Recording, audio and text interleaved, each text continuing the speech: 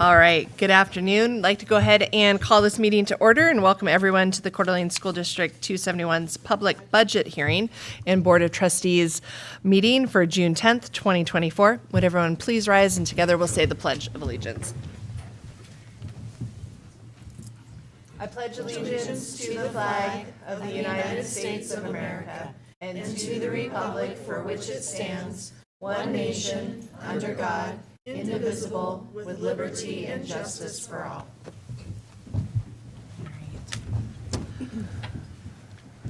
Well, good afternoon, everyone, and we're going to start. We'll have our our budget hearing first, and then move into our regularly scheduled meeting. Starting at my far right is Miss Marianne Southwick, Clerk of the Board, Dr. Sean Hawker, Superintendent. To my left is Miss Leslie Berkey, Vice Chair, Miss Heather Tenbrink, Board Member, Mr. Jimmy McAndrew, Board Member, and I'm Rebecca Smith, Board Chair. Miss Allie Anderton is not able to join us this evening. Public comment on budget-related items will take place during the budget hearing portion of the meeting, and public comment on other district-related items is scheduled near the start of our regular meeting. Sign-up sheets are in the back, and comments may also be submitted to the board via trustees at CDA schools or in writing through the clerk. Thank you. We'll go ahead and begin. The first thing we need is to approve tonight's agenda. I move to approve tonight's agenda. Is there a second? Second. All in favor? Aye. Opposed? All right, we'll approve tonight's agenda, and then we'll move into our budget presentation by Shannon Johnson, Director of Finance. So welcome, Shannon, and thanks in advance.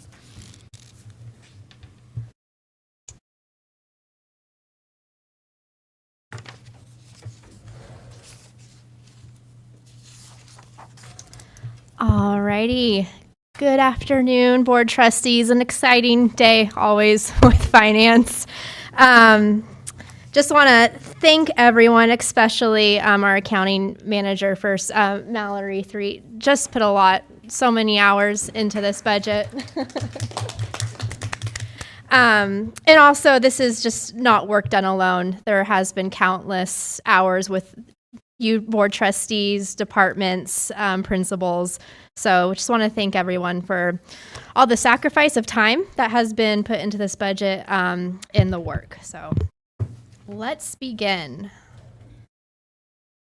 Okay, on tonight's agenda, we are first going to go over the amended budget for this current year, FY24.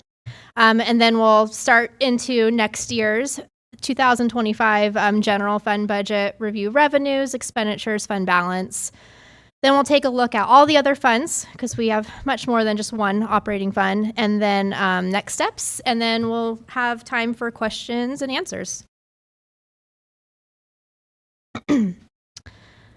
Okay, so first with the 2023-24 amended budget.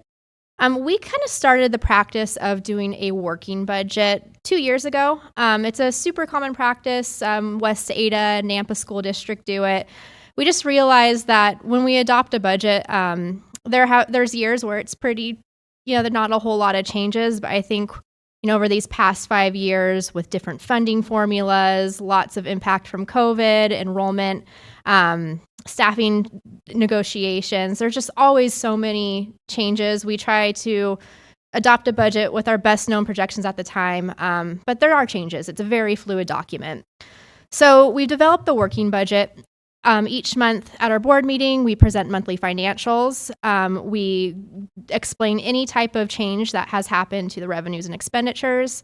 And now it marks where we need to adopt those amendments. The reason being is there's a couple reasons. We want to make sure we can reflect the amended budget in our official documents, so better comparisons. And also, if we adopt it, our auditors can use it in the audited financial statements. It's an approved, adopted budget at this time. So one of the biggest, the final change for general fund revenues, we've walked you throughout the year. We've had some great interest earnings. That was a plus. We also had some updates with support units and enrollment. One final huge change for this year, it's a one-time change, is that one-time supplemental appropriation that we word about a month ago that we are getting a little more than $3 million in one-time funds from the switch from enrollment to attendant-based. So we wanted to make sure to reflect that in our state revenues, so we can have that in our amended budget. So you'll see.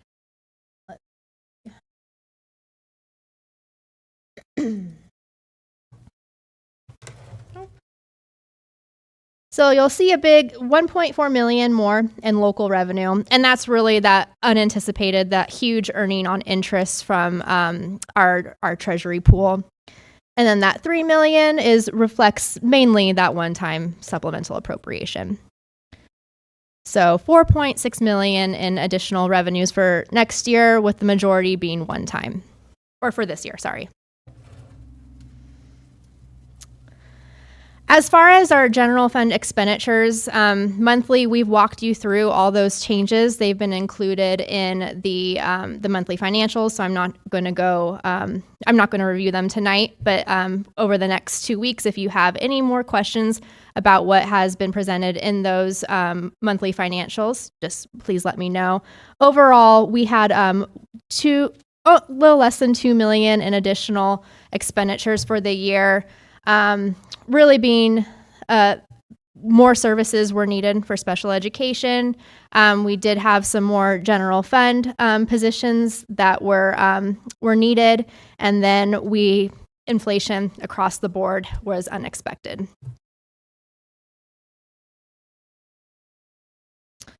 Now, as far as our other funds, we have special revenue funds, and they're divided between from local restricted sources, state restricted sources, and federal. So just a couple updates and highlights to those other funds. For our local special revenue funds, kind of the main big change was our School Plus tuition now reflects those updated tuition fees. They weren't reflected during the adopted budget. For our state special revenue funds, we had some one-time revenue for classroom technology through the Emergency Connectivity Fund. That was kind of part of ESSER-related dollars, COVID-related dollars, and it was for some technology purchases. And then some great investment happened this year with our career technical education from the state. So we got an awesome one-time grant to help boost our career technical education. We were able to buy some equipment that our teachers have been wanting for a while for their programs, and the state is going to invest again for next year, another one-time grant. So really awesome stuff that our teachers are doing with those programs. And then for federal, for ESSER, we amended that budget to reflect the fall capital projects revisions that we went through. And then just a special note, we do have $1 million in projects on hold for ESSER, and we're going to talk about that a little later in the recommendation for that. And then when we adopt a budget in the spring, we don't have final allocations for any of our title programs or special education federal funding. So in the fall, we have to revise those budgets. The next change for our debt service fund, House Bill 292 was funding for property tax relief, and it goes to spend or pay down our bonds so we don't have to levy for them. It's new fundings, and projections can be unpredictable. The state has huge ranges of what to budget for. So we budgeted for last year at $2.8 million. We actually received $3.7 million for bond funds. So it's really helped us really levy almost zero for this year. And next year we won't have to anticipate levying for anything for our bonds. We have reclassified that funding to our bond funds just for accounting purposes. And then capital funds, one update is, so capital project funds, that's anything for, long-term capital use. We have our bus depreciation fund, and that goes to pay for buses. It has been taking a long time to get buses. We had 2 years worth of orders in place. We finally got our 2023 buses last week, but just expect a carryover for next year. We will not be receiving our order for this year. Land acquisition fund. Land was purchased in December, and so that fund has been zeroed out now. And then our Fund 430 plant facilities fund, we updated that to reflect the deferred maintenance and capital projects plan, kind of with combined Fund 430 and ESSER funds. So right now, the projects that have not started and the savings from completed projects amount to around $2.2 million. And we are going to recommend that we hold on to that. We don't start those projects, and we use the new facility money coming for those projects instead. And the reason being, this will be our safety net for the elimination of lottery funding. And we'll go through that a little later. So for the next steps for our 2023-24 amended budget, we'll bring that back for adoption along with the 2024-25 budget. So you'll adopt them both together, and then we'll be able to have that as our official record of our amended budget. So any questions before we dive into 2024-25's budget? No? Okay. All right, so let's get started then. Okay, so in your board packet tonight, there is the long state-approved budget template. It's not the most easy, not the most user-friendly, but I'll kind of explain what all is in the budget. So pages 1 through 5 are just required state summary documents. Pages 6 through 8 is a nice little summary of all the funds. It shows the general fund, it combines the all other funds, and then has a summary for all those other funds as well. And then pages 9 through 100 are the detail for each fund. That shows all the revenues, expenditures, and we know it's for accountants. It's not the most user-friendly. So we have developed a budget book starting last year, and we're developing that right now. It does take, about a month to do that all, and we do need to wait for negotiations for finalized because we can't replicate the work 2 times, or it's just a lot of work. These budget books really are based off of some award-winning budgets that have been approved, templates from the Government Finance Officers Association. So we've modeled our budget book for that. It tries to explain some more narrative with our budget, includes FTE, some comparisons, trends throughout the year. So we hope you find it useful once we release it. And we'll continue to work and strive to make the budget as user-friendly and understandable as possible. Shannon, I just want to jump in and say I really appreciated the budget book last year. Oh, thank you, Heather. I'm excited to see it this year. So one of the most important kind of summaries is on page 6, and that's your summary of all funds. What it shows is revenues and expenditures for our general operating fund, our general fund, which is, we'll review that as a little more in depth than the other funds tonight, just due to timing. And then all other funds. And then it shows kind of the entire district budget for next year, just shy of $140 million budget. That includes beginning balance, though. So the beginning balance is around $21 million. And then expenditures, you'll see that there. So we'll review the first column first, our general fund, and then review all other funds after that.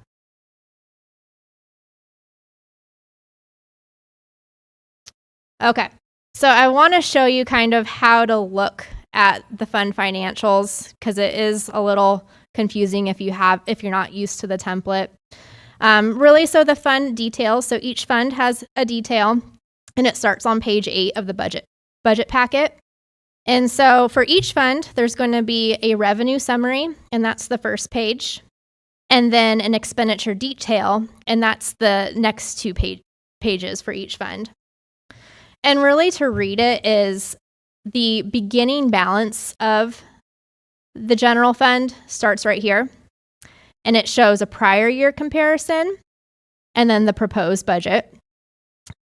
And then it divides the kind of the revenues in categories. We have our local revenues, so that's where our levy comes from, interest, and some other local revenue. And then you pop up, just because it's there's a lot of lines and formatting, You pop up to the next section, and this is where state revenues are, federal revenues, transfers in, so other funds transferring money into the general fund for, we don't have much from the general fund, it's really just indirect costs from our federal programs. And then our beginning balance from the general fund plus revenues. And that's how to look at the revenue side, and I'll show you how to look at the expenditure side. This is a much easier way to look at our general fund. So what we have here is our first column is our amended budget. Second column is our proposed budget and the difference between the revenues. So for local revenue, we're projecting a reduction of $680,000. That's interest. We know our interest rates are not going to last forever. They've been lovely, but a lot of it was one time. So we're expecting a reduction in interest for next year. State revenue does look very big. Remember, $3 million. It looks like we're losing $5 million in state revenue. $3 million of that is from that one-time supplemental appropriation, and the remaining difference, we'll go through it, but that is because of declining enrollment and declining support units. So in all, we are working with $5.5 million less for next year, but really $3 million was that one-time supplemental appropriation. It's really important to know that we are not fully funded by the state. The state funds us about 73%. And really how Idaho has done it is that they don't fully fund districts, and they allow for the community to fund the remaining.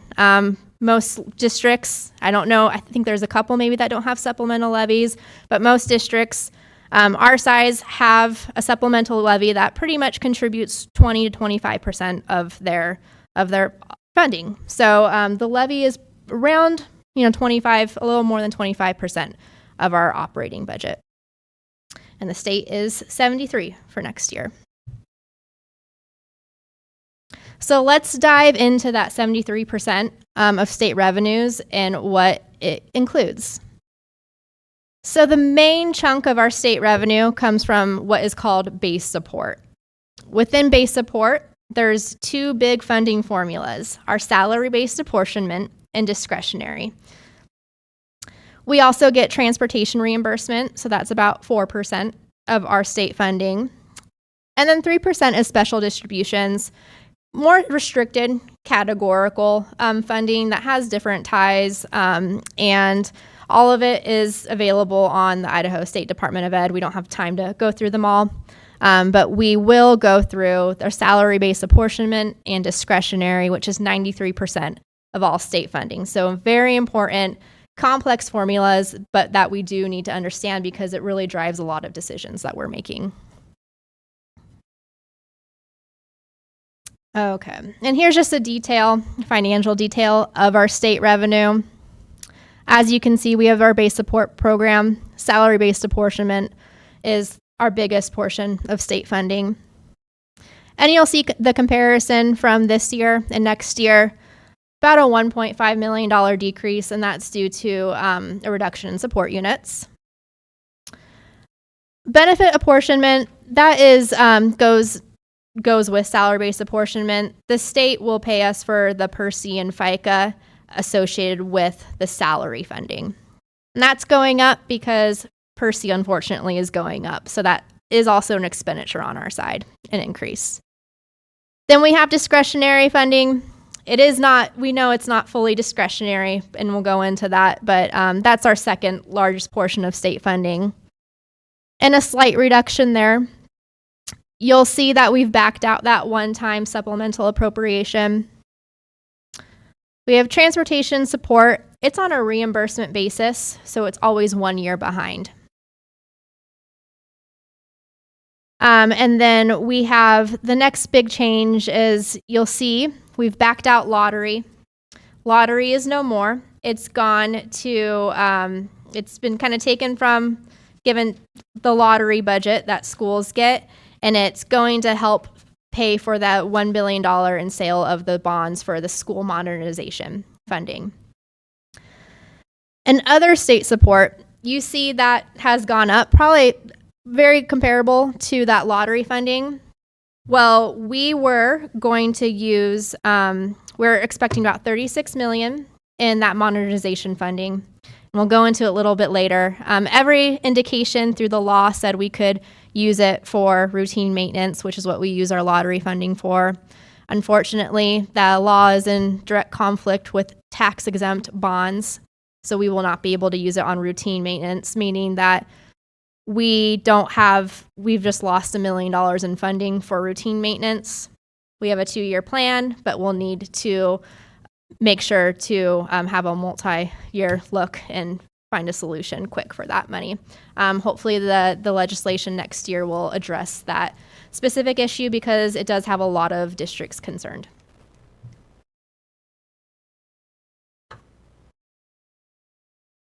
Okay. Shannon, so- really quick, Yeah. that special, the education, did I miss that? Yep. That is at 0, exceptional child. Mm-hmm.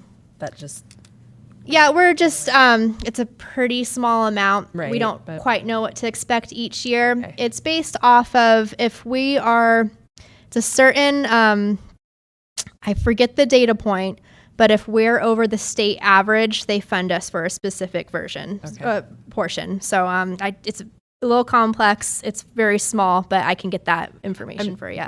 anything that just has to do with special education. Absolutely. Just raises a flag. Yeah. So, thanks. Okay, so the biggest factor that affects our state funding is a thing called support units. And support units, I guess in simple terms, we can think about it as the size of a classroom. And support units is derived from average daily attendance, which is derived from the amount of kids that we have enrollment. So the state funds off of support units. So the formula is we take our average daily attendance and we divide it by divisors that are set in Idaho code. We always like to present this graph to show the calculation because the divisor is different for different grade levels. The state still considers kindergarten to be half day. There's another funding that kind of has helped supplement full day kindergarten, but in Idaho code, it's still half day kinder. So the divisor is much higher, which means we get less support units for our kindergarten attendance.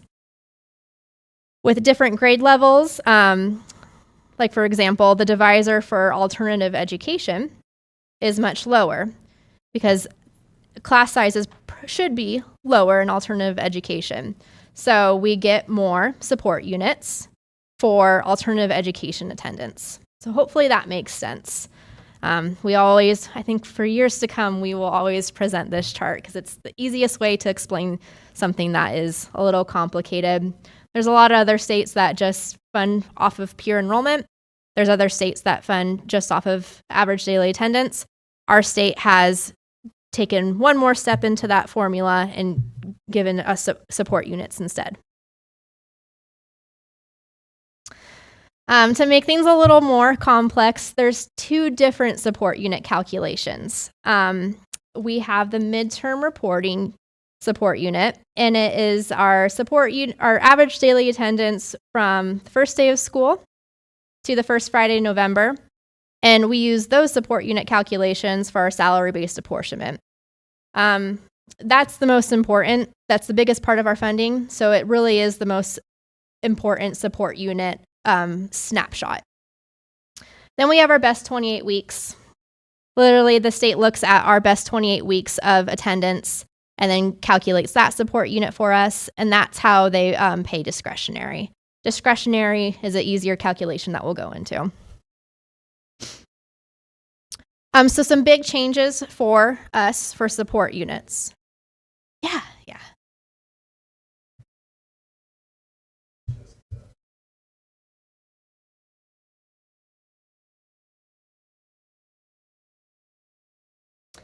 Yeah, and it's really common to have a snapshot for attendance based. They typically either picking a fall or even a spring sometimes to really show the average attendance, because as we know, there's at the start of the school year, there you might have a lot more enrollment and those kids quickly transfer to different schools.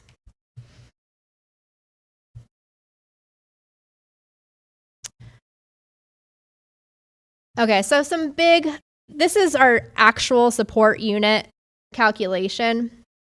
So what I have here is our grade levels, those divisors that were on that nice little bar graph. And then we want to show you the impacts from FY24 to FY25. So our enrollment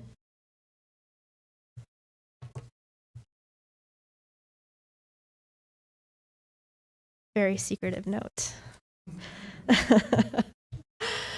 Okay, so our enrollment for this current year was just shy of 9,700. In FY23, it was over 10,000.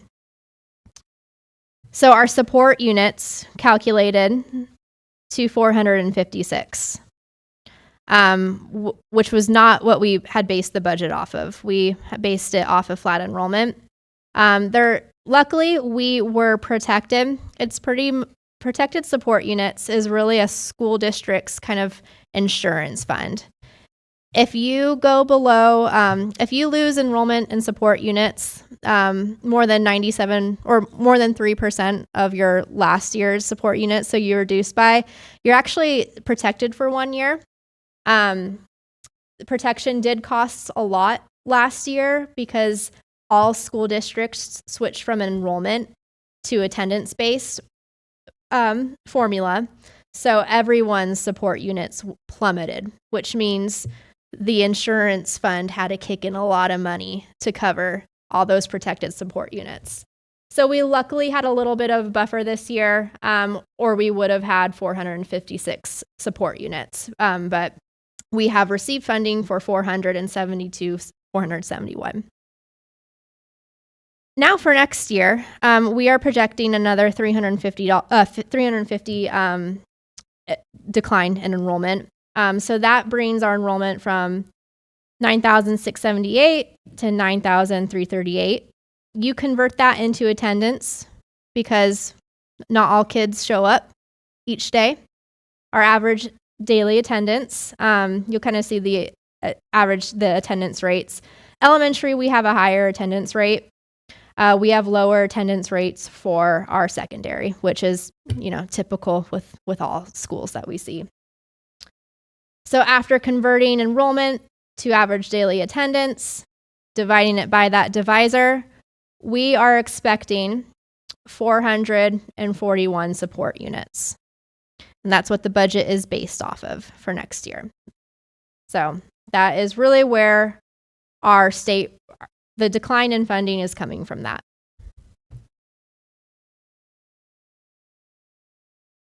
Really quick, so you've got your, that was the note. Sorry about that, everybody. So that attendance rate, is that just a byproduct of those first two columns, or did you go in and have a reason why you moved around those? I'm just we've estimated the drop in enrollment based upon projections that you and Eric have put together. Yep.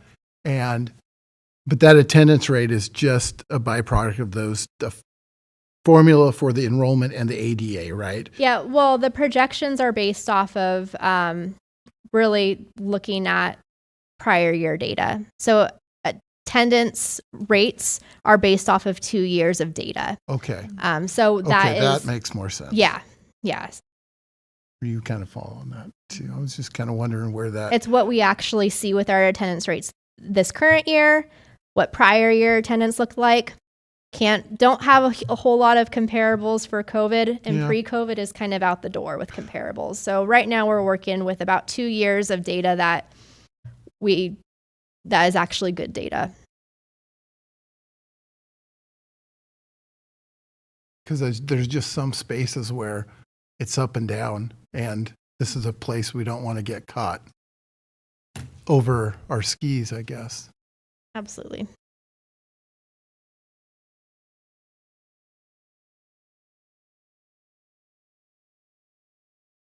Okay, Okay, thanks. sorry.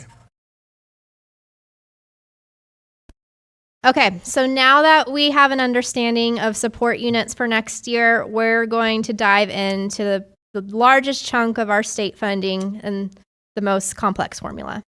And it is salary-based apportionment.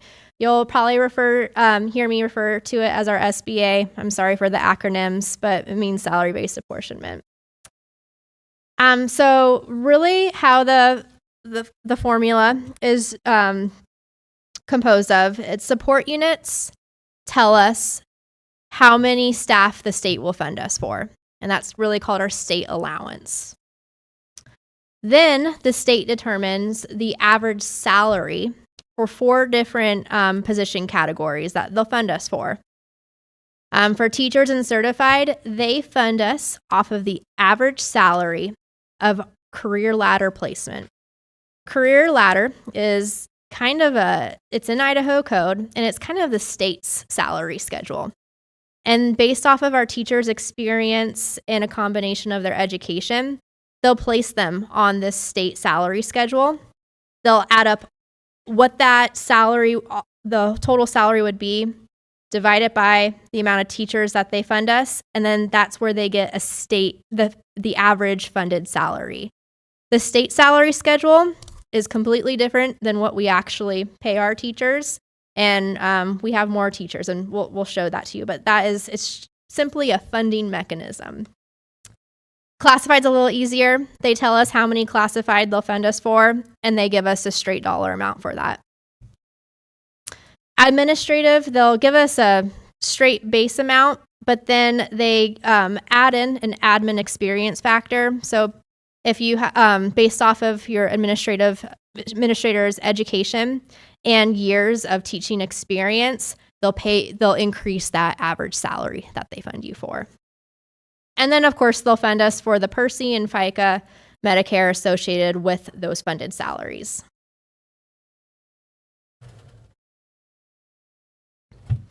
So this is as simple as I can show our salary-based apportionment. And it's a 2-year comparison. So what we have is our support units up top. And then there's the staff allowance ratio, and that's set in Idaho code. What we do is we times our support units times the staff allowance ratio, different ratios for different staffing categories. So our administrator funding, that's our school principals, our school assistant principals, and our district administrators with a teaching credential. Teacher funding, aka in actual law, it's instructional funding, but that's for teachers. Pupil service funding, those are our counselors, our psychologists, our speech language pathologists. And then classified support staffing, that's our office managers, our paraprofessionals, our classroom aides, all of that. So you do your support units times the staff allowance ratio to get the staff allowance, which is what the state will fund us for. So if you notice, staff allowance is going down in FY25 for next year because our support units are going down. Once we get our staff allowance, then we get that funded salary. So that based off of where our teachers land on the career ladder, that average salary, or for classified, just a base amount. So you times staff allowance times funded salary, which gives you your salary-based apportionment funding. Because our support units are going down, even though our funded salaries are going up, we'll be receiving about $1.4 million less in revenue. About 3%. So some important things, legislative updates. 3%, there was a 3% increase to the administrator base. So that's factored into this funded salary. That's why you're seeing it go up. We've also had done an audit of our administrator experience factor, and we've got some good results of that audit, and we can actually increase the experience, the funding, the admin index. So good news on that end. Teacher funding, there wasn't a percentage increase. The increase comes from career ladder movement, and that those salary amounts or those career ladder amounts have been set in Idaho code for the past 5 years. So we knew we would expect the career ladder movement. And then for classified funding, the legislators did a 3% increase. So that's where you're seeing that increase to $39,966.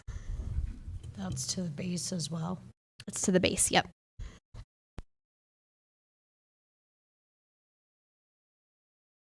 Always important to look about how we compare with the funding, though, and that's the next step. So I took from the last slide what the state funds us for.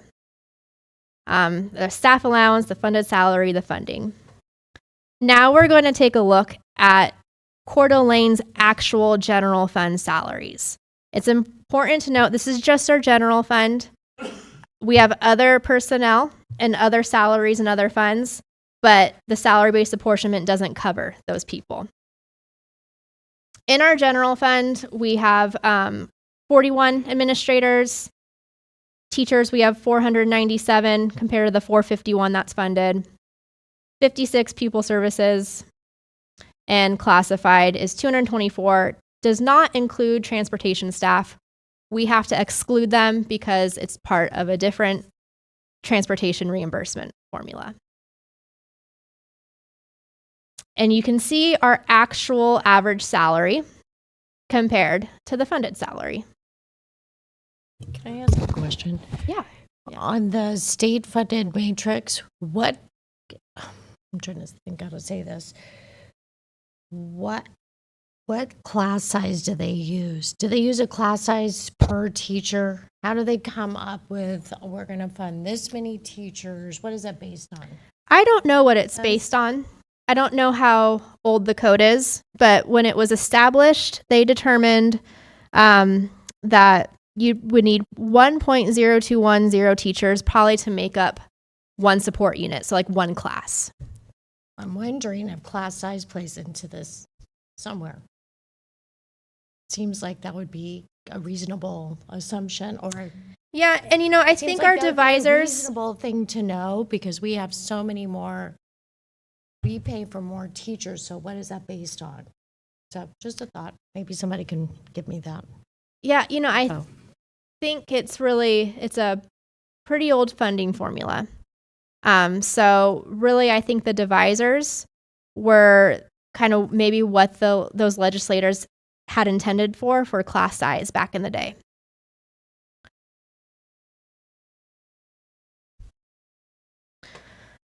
Okay, so funded salary.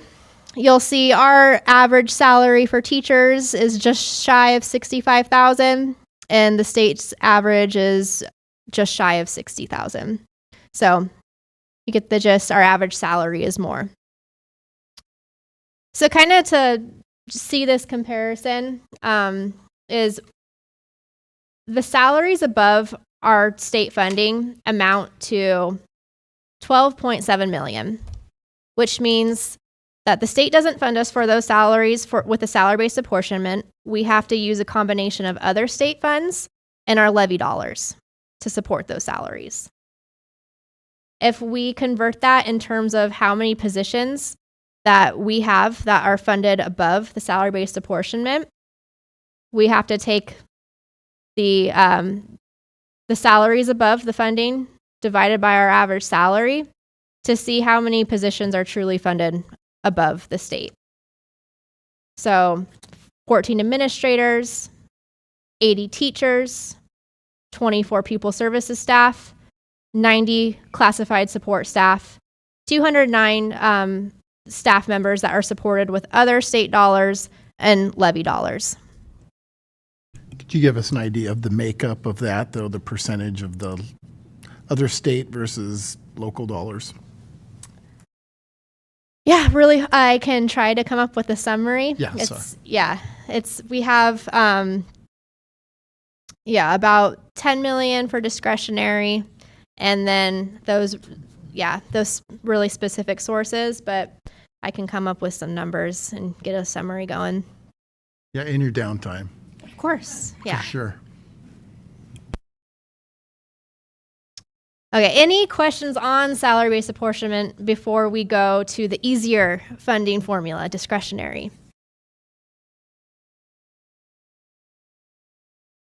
It's a great visualization showing that really salary-based apportionment doesn't fully fund our district, nor any district our size.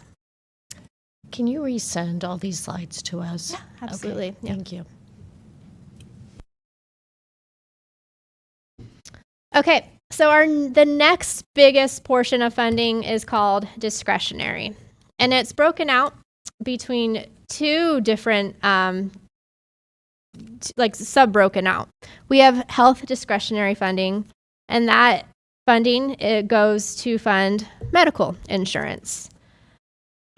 So we have a comparison from this year and next year, and unfortunately, so really what discretionary, you just multiply your support units times an amount set by legislators that year.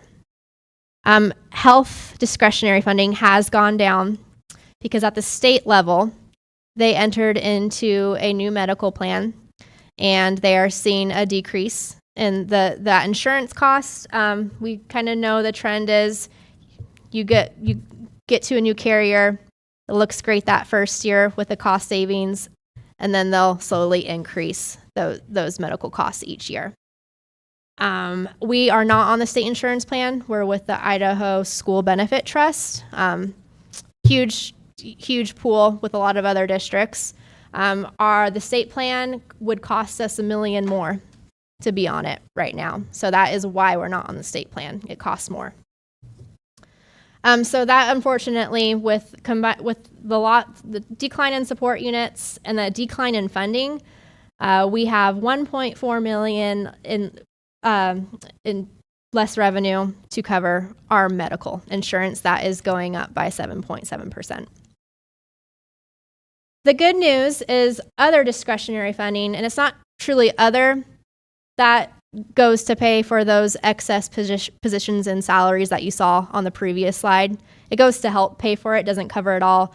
That is also supposed to cover all our non-personnel expenses, insurance, utilities, all our other operations, because really there's only salary-based apportionment and discretionary funding to really work with to cover operations. That was increased this year by legislation, the base. So in total, we have a net increase to our discretionary per support unit funding. And with the combined decline in our support units, we are just seeing a small decline in revenue. So this really helped us out, that increase in other discretionary funding for the year. I did want to show you how that decrease in health discretionary really impacts Coeur d'Alene. Right now, we for the current year, our funding is $10.3 million. Our actual general fund cost for medical insurance is $11.8. So we fund about $1.5 million above. So kind of covering about 111 benefited positions above health funding right now. Because they have decreased the funding for next year, but our costs have increased by 7.7%, it really just means that now other state revenue, aka we're just left with discretionary funding, in our current levy dollars, have to cover now $3 million instead, which means we have to cover 102 more benefited positions.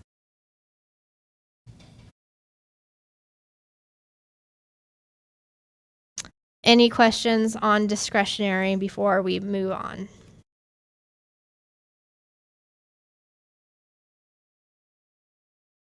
Okay, so let's go back to our state revenue summary. We went through our salary-based apportionment, our discretionary funding, transportation support. So really what is left is not much, a small amount for restricted purposes, and then our lottery funding, which is no more.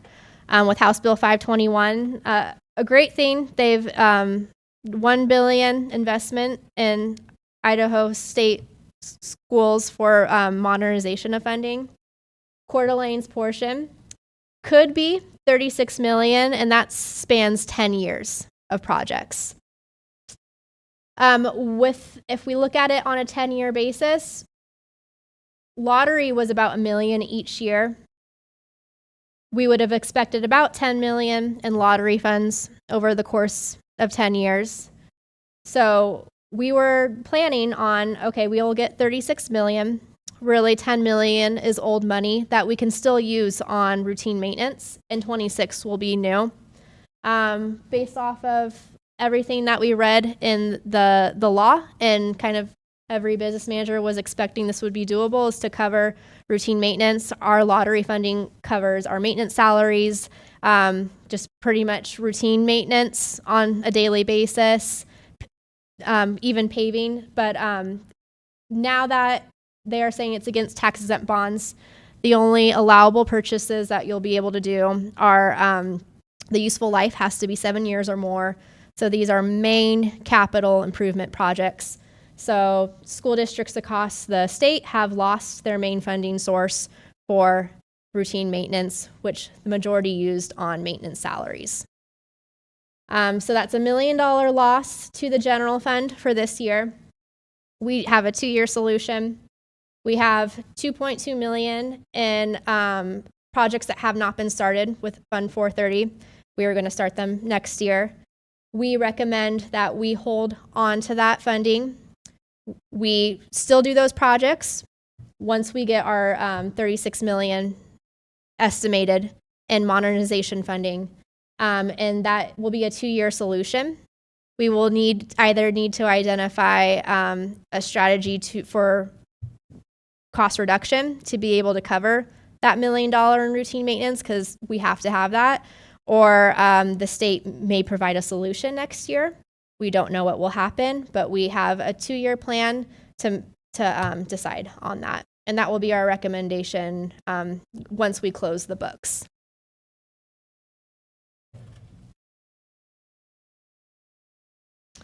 So that is it for the revenue section of our general fund. We are going to move on to expenditures. There's been quite a few changes for expenditures.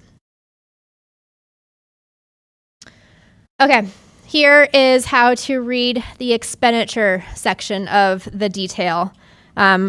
Each fund will have that revenue page, and then there's going to be 2 pages of expenditures. And how it is categorized, it's by the rows are, the function is represented by the rows, and a function is kind of the intended program. So is it our elementary instructional program, our secondary program? Is it maintenance program? And then the columns represent our object codes, which are, what are we purchasing? Are we purchasing salaries, benefits, supplies? So that's really how to read it. If you want to see how much we paid for the elementary program, you'll see this total column. If you want to see what's included in that elementary program, you can see, oh, okay, we've got salaries and benefits and then purchase services. 85% of our budget is salaries and benefits. We're a people organization. Our main function is for teachers educating students. So you're going to see the majority of our expenditures in those salaries and benefits. People, person, place, or thing.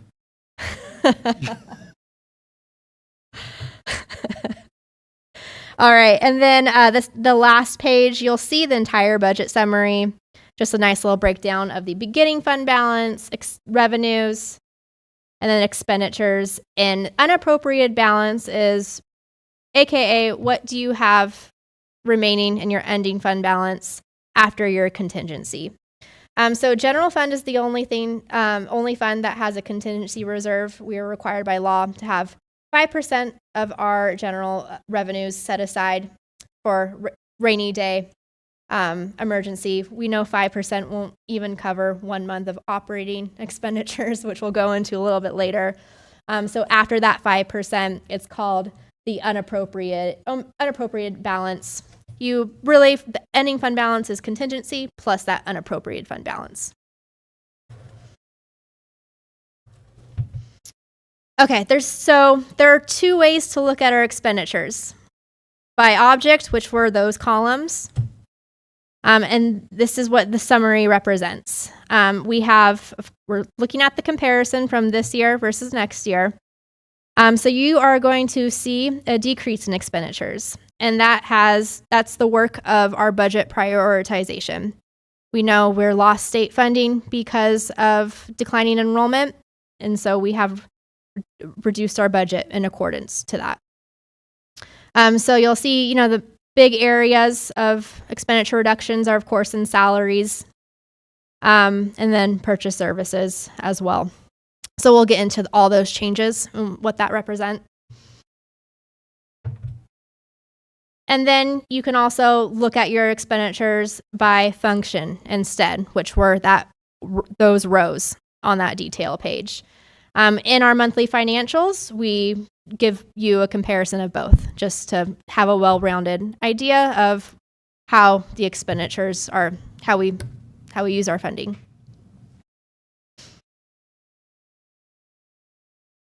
Okay, so I'm going to tie all our changes back to this $3.6 million in reduced expenditures. So we will first take a look at the changes in salaries and benefits.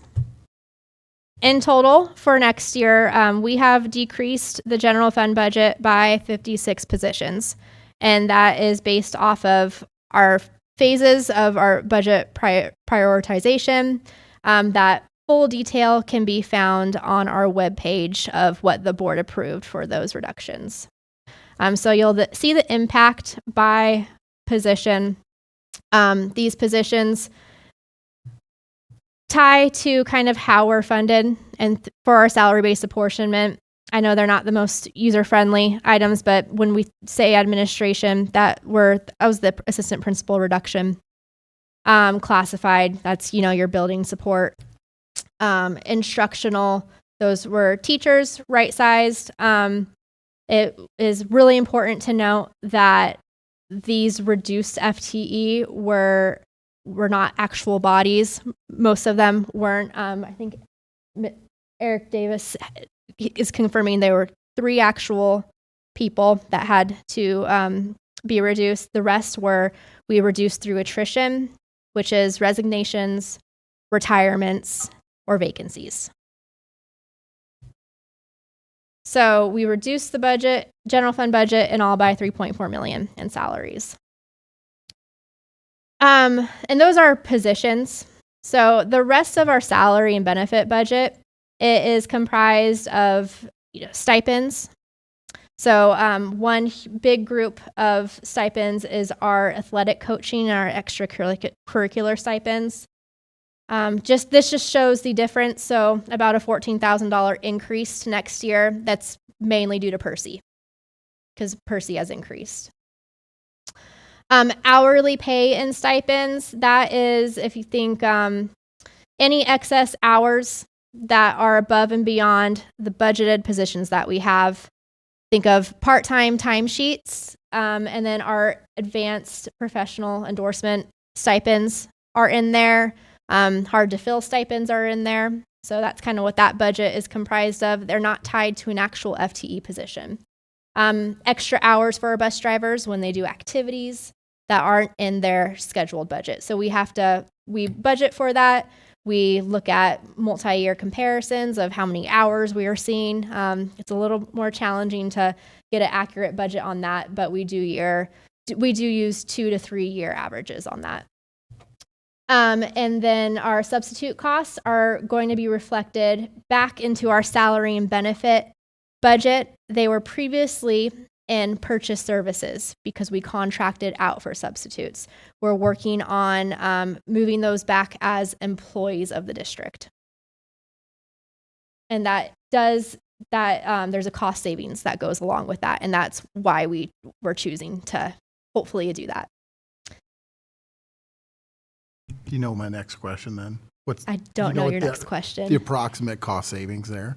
We actually have teeny tiny writing, a net savings of $140,000. That is a net savings. It includes, we'd have to cover FICA, Medicare, workers' comp.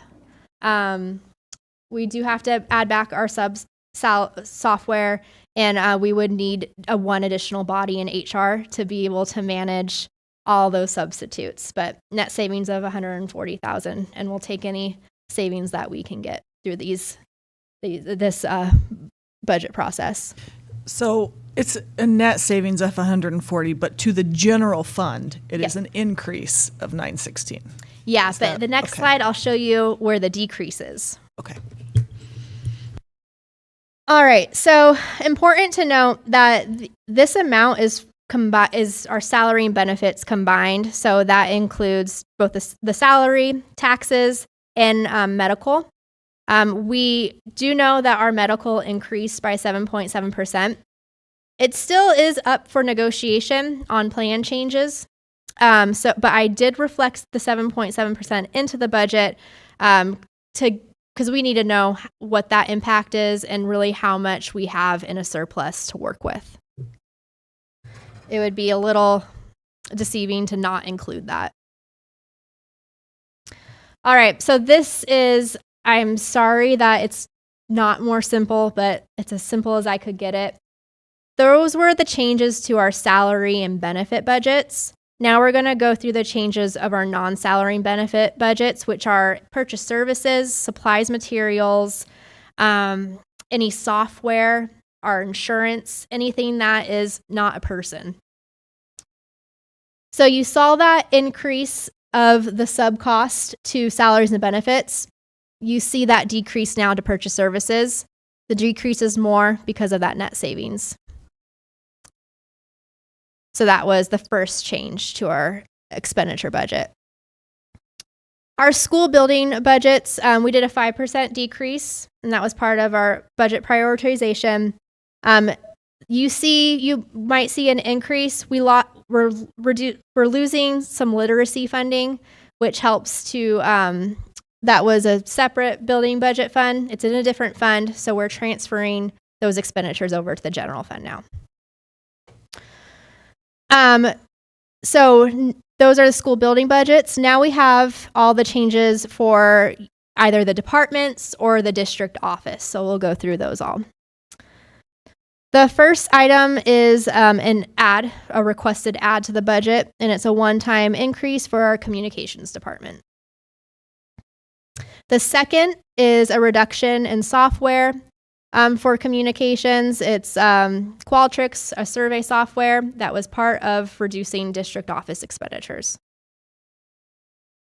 We have kind of the biggest ticket line item when it comes to the reduction of purchase services is our curriculum budget. We have decreased that by $500,000.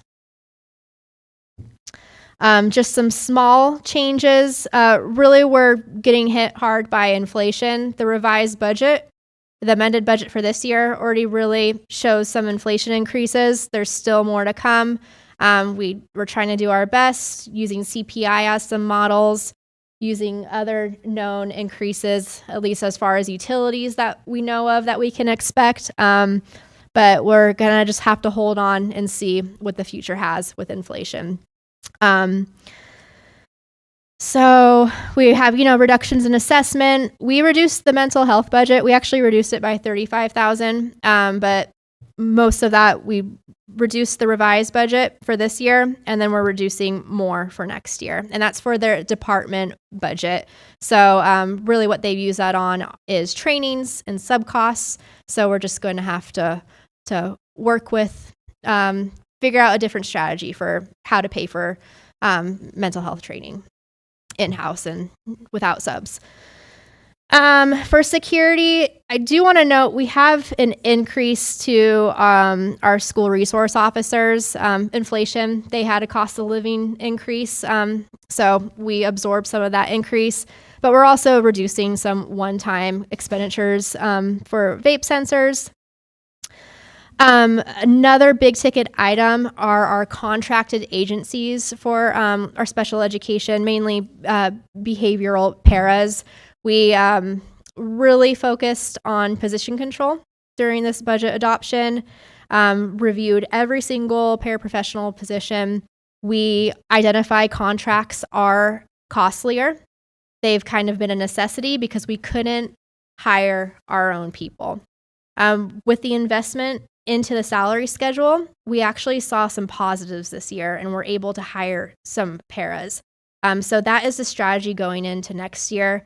We have added vacancies to the budget to replace these contracted agencies. It's a kind of a gamble.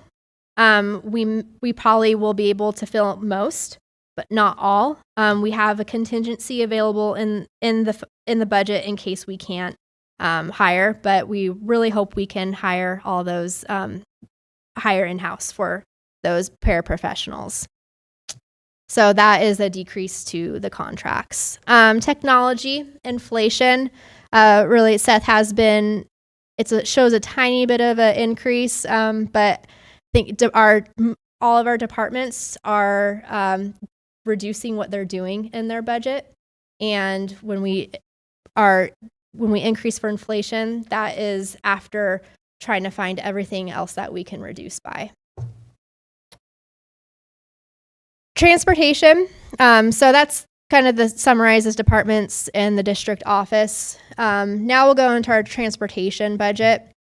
We have a one-time decrease for bus depreciation. We're getting less funding for bus depreciation because we're not getting our buses.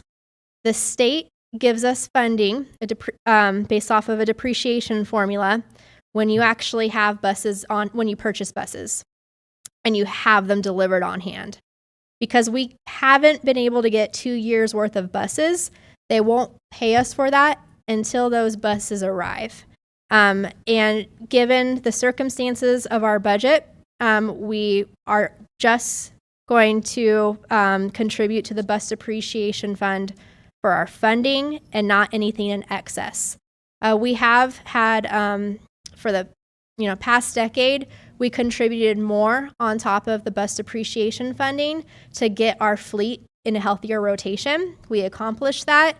It's still in a healthy rotation, but if we're not getting buses delivered and the costs are going up by 50 to 100% per bus, we will run into a situation where we're going to have to allocate general fund dollars again in excess of that depreciation funding to continue having a healthy rotation.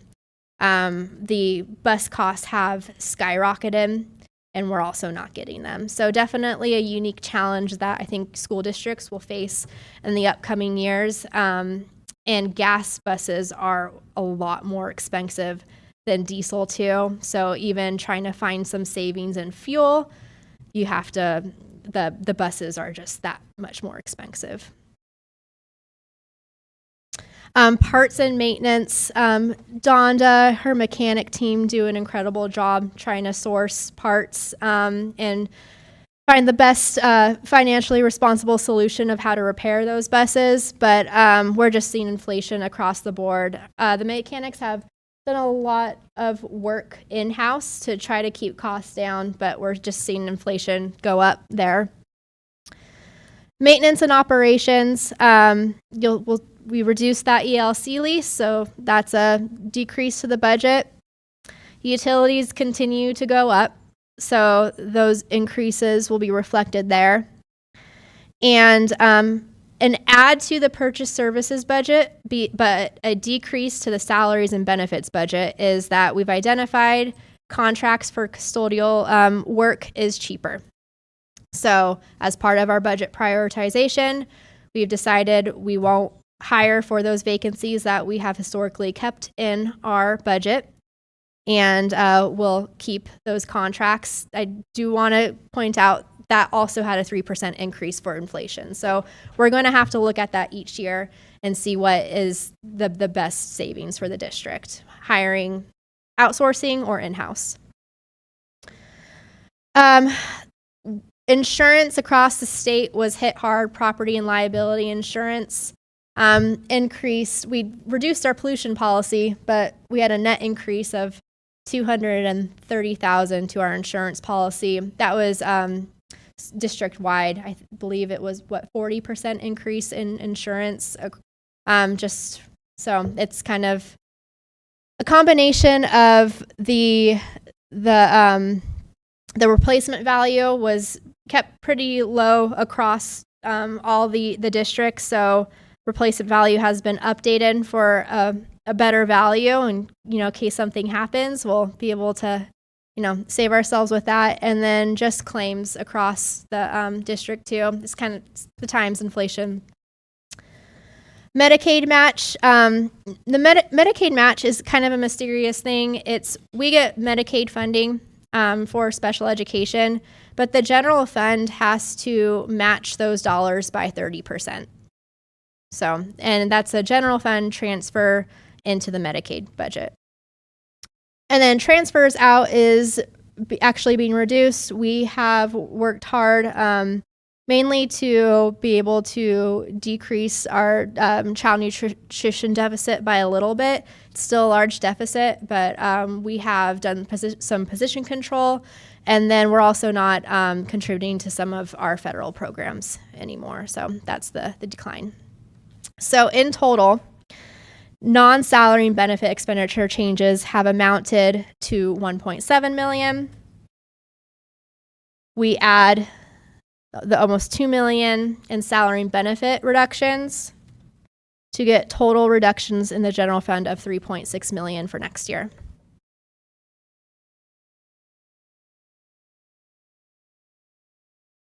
Any questions on that? Okay, trying to move as fast as I can. I'm sorry, big budget, lots of changes. Just another kind of staffing analysis by location to show you where the reduced FTE came from. We have this first analysis really by department and building.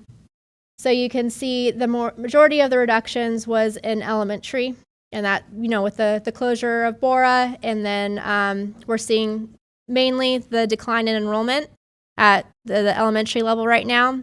So those teachers have been, those positions, not people, have been right-sized for that.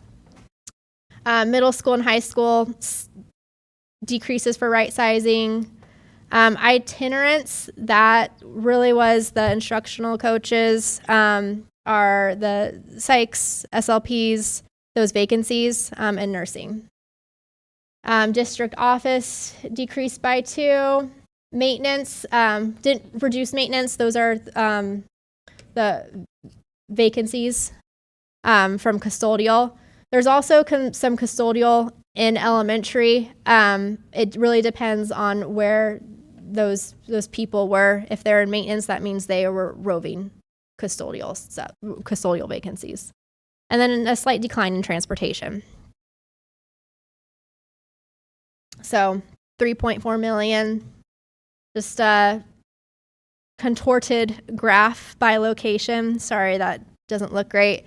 But you'll see the pie charts. You'll see this big blue item is, the majority of our positions are with elementary, middle school, high school, and kind of a nice illustration of where else are our people located at. And then staffing analysis by position. We saw this on the earlier slide, but showing where the FTE reduction is according to positions. Another staffing analysis. We see a pie chart that represents the positions by FTE and positions by actual salary and benefits. So you'll see, you can kind of see, okay, out of how many positions, instructional teachers we have, what portion is their salaries. So to review on another time when we have more time. Yeah. Oh, hitting the back button. All right, and we also really want to be transparent of what we're transferring out of the general fund, because transfers out really doesn't show us, it's not a meaningful expenditure. There's a lot of mystery behind it. So really what our transfers out is general fund transfer to bus depreciation. That's how much really funding we're allocated out of our transportation funding for buses. We will have to do some slight contributions to some of our funds, and that really is because those benefits are increasing and the funding is either declining or, just declining. It's not adds to that program, it's just to keep it afloat. So college and career readiness, the district's contributing about $28,000 for combination of per se increases and benefit increases and a decline in revenue. Same with vocational rehab, which is really our project search program. Preschool, then you'll see their Medicaid match. So that's 30% of our Medicaid revenue that the general fund has to match. Slight contribution to drivers' education, which is benefits. We just increased the fees, and the fees are representative in the budget already. So that just shows how much benefits are going up. So thankful that we increased those fees, or we would have had to contribute more. 21st Century program, that after school program that we'll have to contribute to that fund.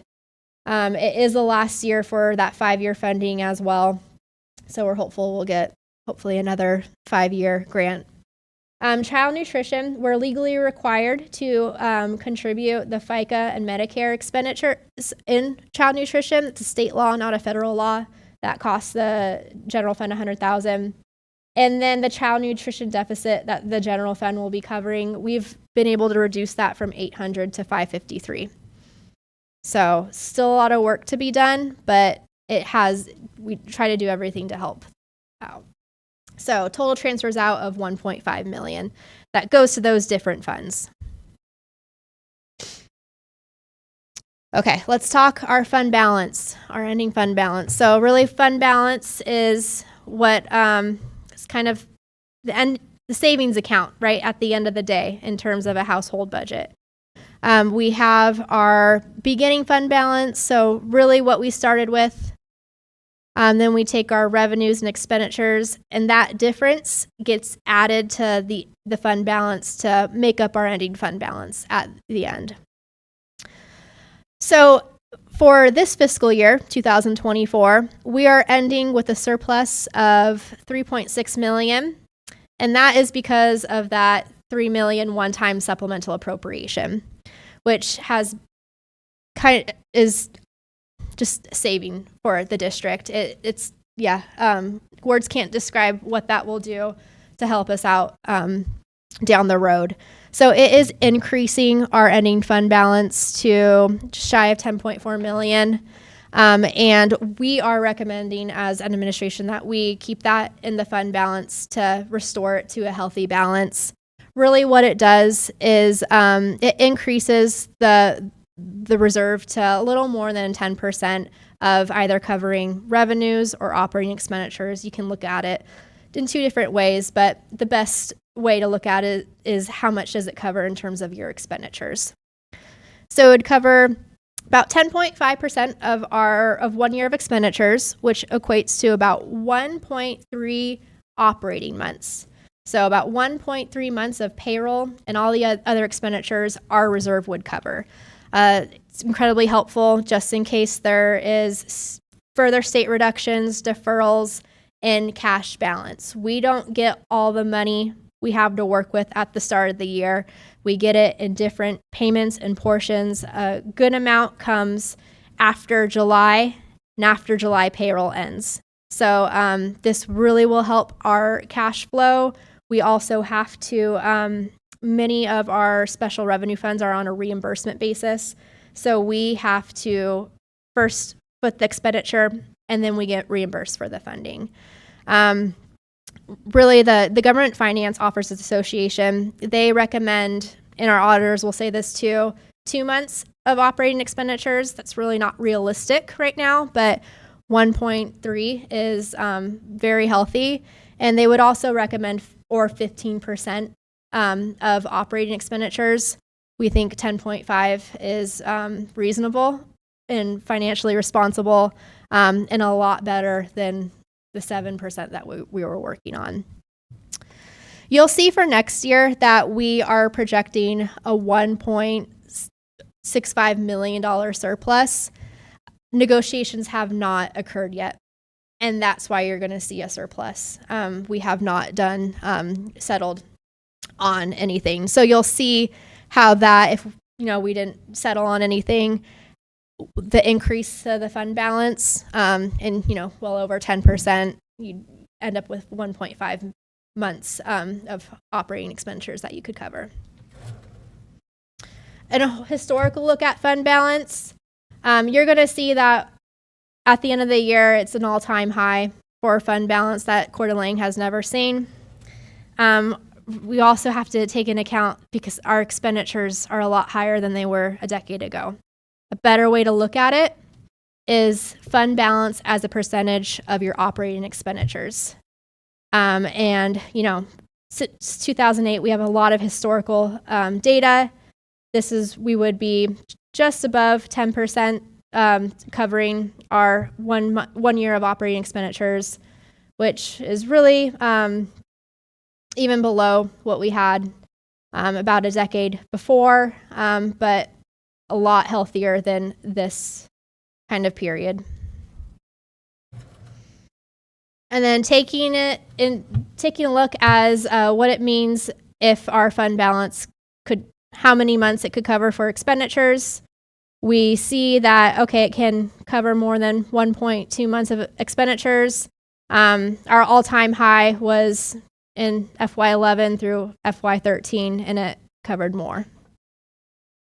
So that's what your fund balance looks like if you kind of pull it apart and just don't look at it for the total number. All right, we are done recapping the general fund and all the changes that went into that, knowing that the adoption occurs 2 weeks in 2 weeks, so there is plenty of time for you to continue to ask me questions, and I can provide you those answers. I know we're going through this fast. It's a big budget, and we don't have a lot of time. We do need to take a look at our other funds, though. We have a lot more funds than the general fund, but they are restricted for very specific purposes with restricted dollar amounts and uses. We can look at it in terms of, we have special revenue funds, we have debt service funds, and we have capital project funds. Within those special revenue funds, there are local dollars, state dollars, and federal dollars, and we have to account for those separately in different funds. For our local funds, we have, our federal forest fund didn't give us a lot of funding. We actually been told don't expect funding for next year, but it did help out with some deferred maintenance. We have our facility use fund. So for facility fees and rentals, that's where we keep those revenues and expenditures. Our School Plus fund, so our before and after school program, it's an enterprise fund. So we keep that separate. We have kind of a miscellaneous local grant when we get a local grant from a nonprofit and they have specific uses for that. We keep that separate, and then we also reimburse our school-based accounting, our school-based our schools for expenditures that they need the district to pay for, and then they'll reimburse us for that. So it's really their like school activity funds. There's a lot more activity at the high school level, but think of it, your clubs, your sports, and specific like their staffing budget and stuff like for celebrations and stuff in there. And then the Associated Student Body Fund 237, that is strictly a kind of a governmental accounting requirement where all those school those ASBs, we have to record all their transactions on our books. So that really comprises of their kind of their ending balance, their bank balance is just shy of $2 million. The majority of that is, of course, our high schools who have a lot of revenues and activity. As far as our state special revenue funds go, we have our drivers, education, classroom technology, career technical education, and some miscellaneous funds. Really, the majority of that is our K through 3 literacy funding. You'll really notice with these special revenue funds, revenues will typically equal expenditures. Most of the funding is used in that year. There's not a whole lot of carryover, especially with our federal funds. Most of it doesn't allow any balance. You have to use it within the year you get it. In our federal funds, the biggest change for all our federal special revenue funds, you won't see ESSER anymore in any of those fund financial statements. That has expired. Your federal funds, the big major programs are your title programs. Dollars have to be spent in the current year. Some special education federal dollars, and child nutrition is the next big fund. You'll see you are allowed to, of course, keep a fund balance for child nutrition. You'll see we're starting the year off with $1 million. Really, that is from a couple years of savings from COVID. Lots of revenue from that because of everyone ate free and universal meals. You're going to see it go down to $500,000, which means that they're running a deficit for next year again, even with the general fund contribution. So they have, going into next year, the general fund will need to contribute even more if we don't find a solution and if the feds do not increase those meal reimbursement rates. I've also included FTE columns to really show how many more positions are out there not in the general fund. It's about 90. Our budget book details that a lot more in depth than what those positions are. Debt service, there's two funds, and it's pay down our bond, our 2012 and 2017 principal and interest. So we got those bond funds years ago, and they are being repaid. Typically, we have just levied for those dollars to pay down the debt service. You know, the voters approve a bond, and throughout those years, then the dollars are levied each year to pay that it's like a mortgage payment. With House Bill 292, huge influx of property tax relief funding, and we are expecting for next year not to even have to levy because of that funding.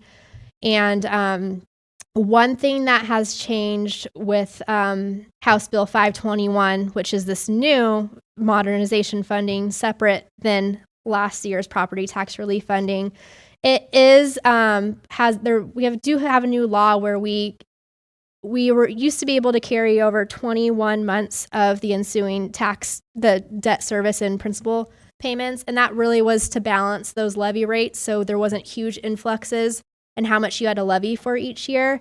The law has reduced it to you only can have 12 months of the next year's tax payments, so that $4 million fund balance in our 2017 bond, that is in excess of 12 months, which means that we can use that excess now to pay down our supplemental levy.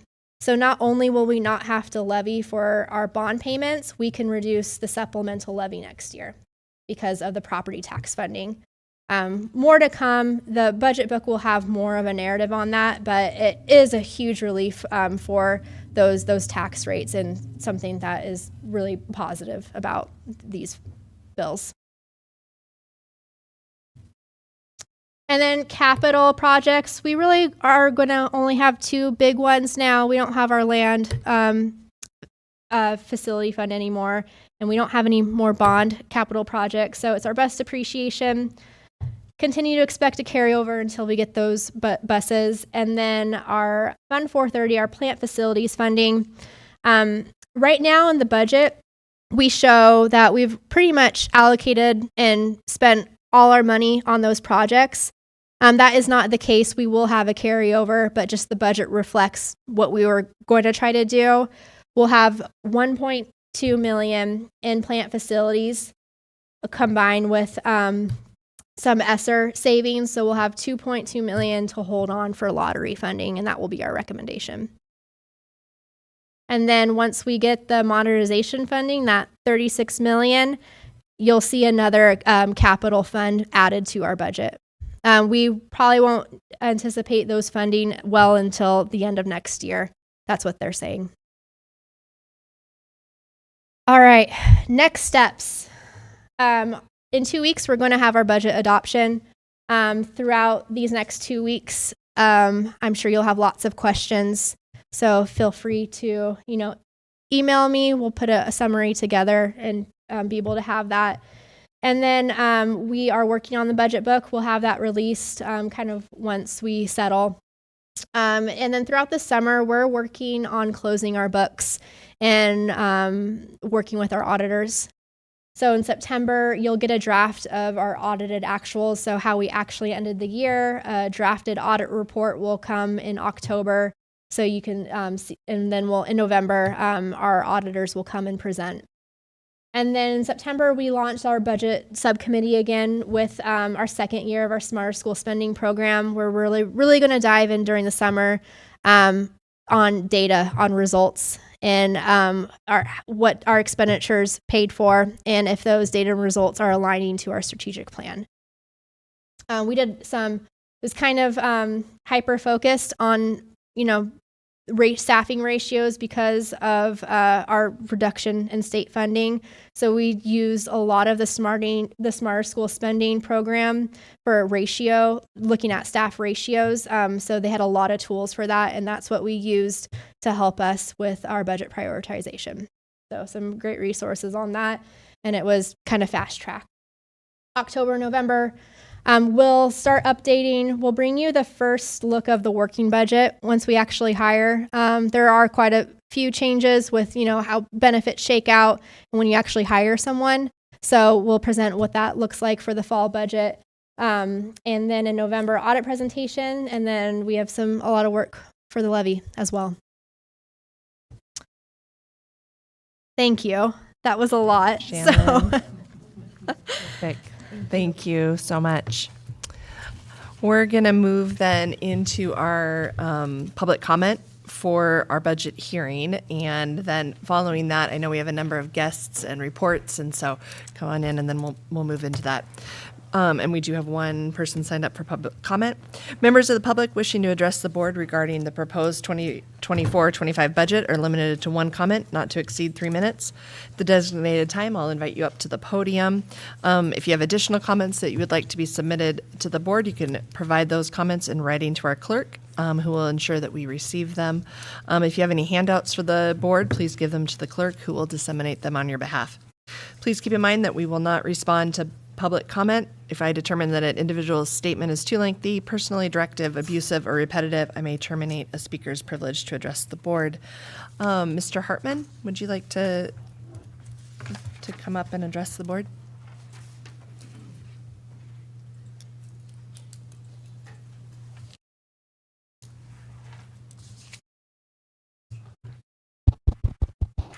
Is it on? Okay. Thank you for letting me speak. This is Ron Hartman. I'm a resident of Coeur d'Alene. What was obvious to me with the presentation of the budget, it's reactive. It's not proactive. You're on the knife edge here. Your enrollment's going down and your salary costs are going up. And you got to get ahead of both of them. Enrollment's going down because the parents are telling you you're not doing your job. For the salary, there was way too much decrease in what I want to call indirect labor head. You got direct labor head and indirect labor head. The only direct labor head in a school district is the teacher that's in the classroom.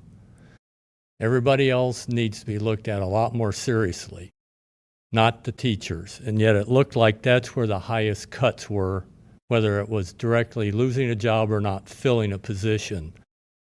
These indirect labors, you need to look at more contract people, not just contract for janitor, contract in the kitchen, contract for the bus drivers, contract for clerical staff, admins, all of that.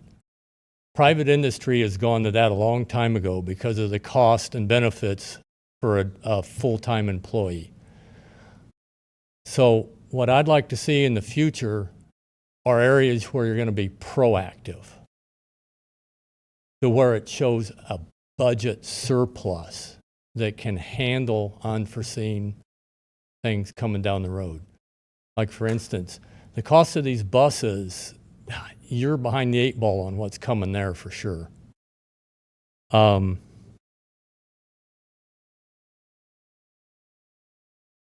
was pretty much it. Thank you.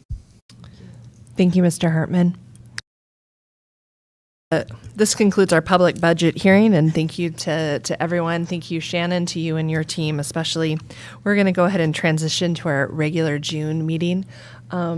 Trustees, maybe before we take a break, could we do reports and recognition since we have so many just guests here, and then following that, maybe we'll take a break. Okay. Terrific.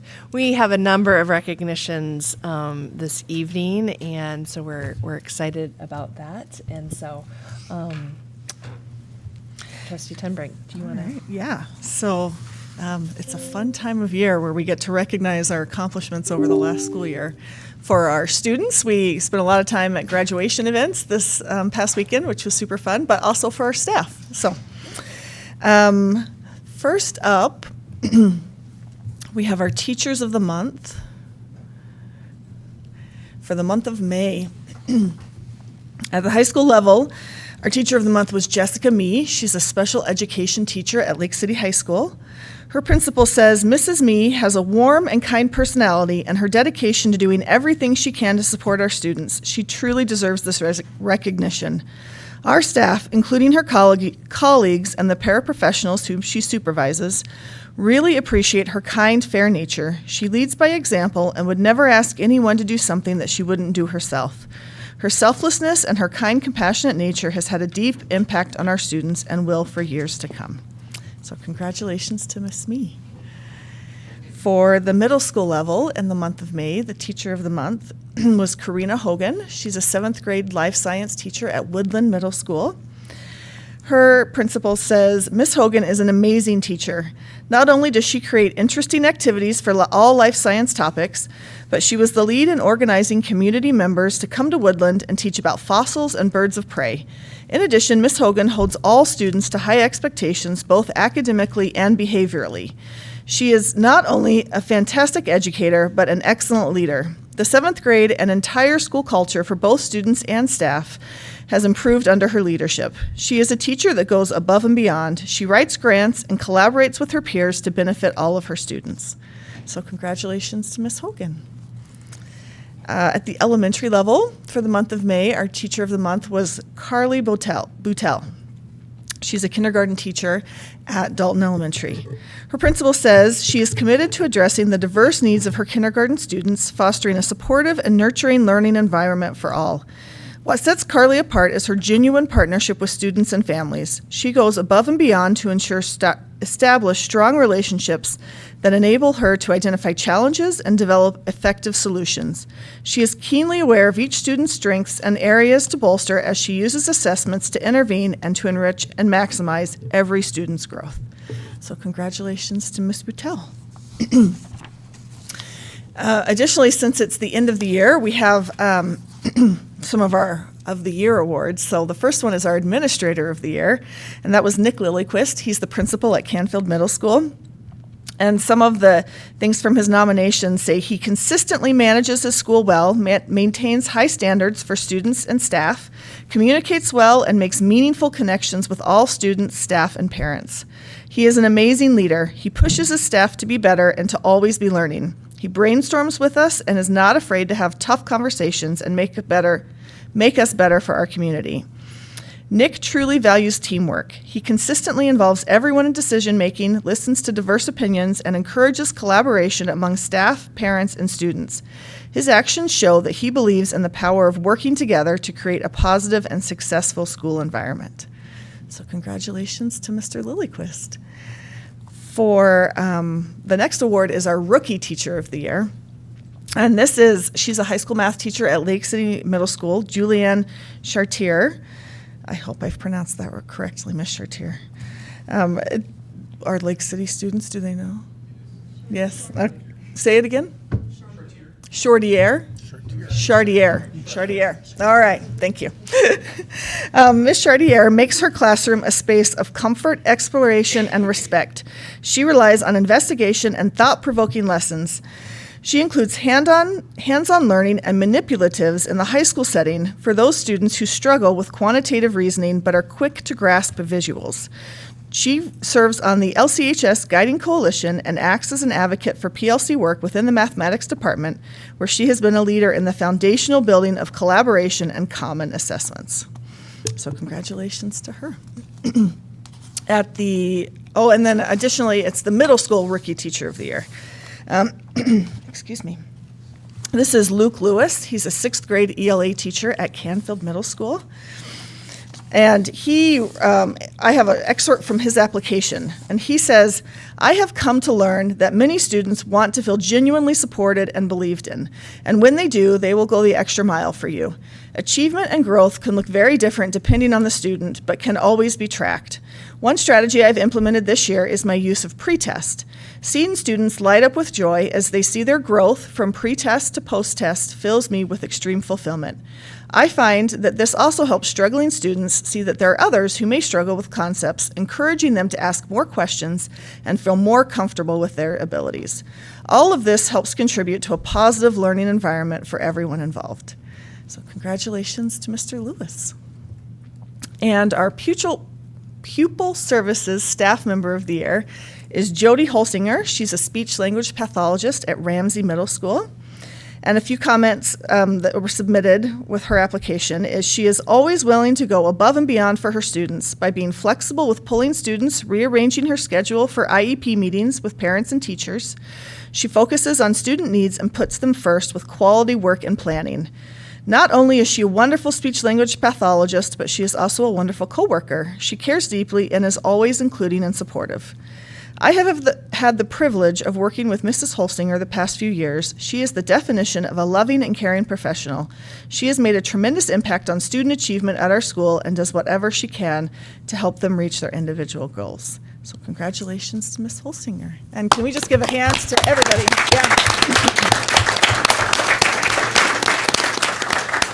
Congratulations to all of our teachers who earned awards, and congratulations to all of our teachers for a great year. So, thanks. Am I doing Excel or are you doing Excel? Oh, okay. Yeah, oh, you have it. Okay. Never mind.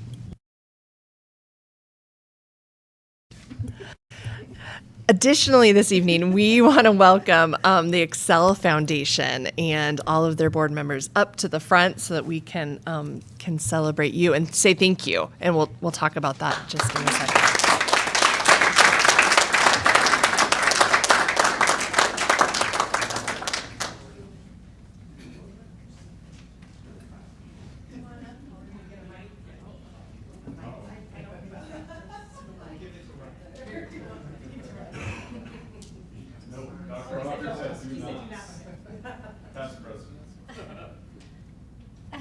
All right.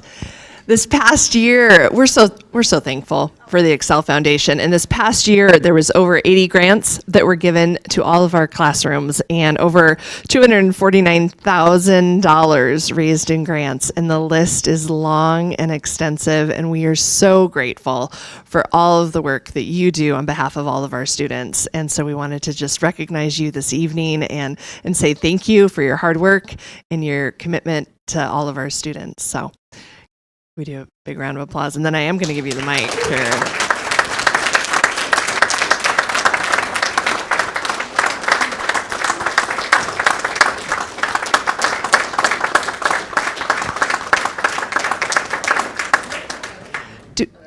Would one of you say a few words just about your commitment and just say excel? Thank you very much. Is this on? All right. For all the previous board members that couldn't be here, all the future board members that will continue to carry this on, thank you very much. We really appreciate all the teachers and the work they put into the kids and going through the school system. And we're working hard to continue advancing and maybe pushing our boundaries a little bit further. Incredible. It's incredible. The list is in the board book and online right now of just the different grants for this coming year. And I know my kids and many of our kids have really truly benefited in incredible ways from all of your work. So thank you for all you do.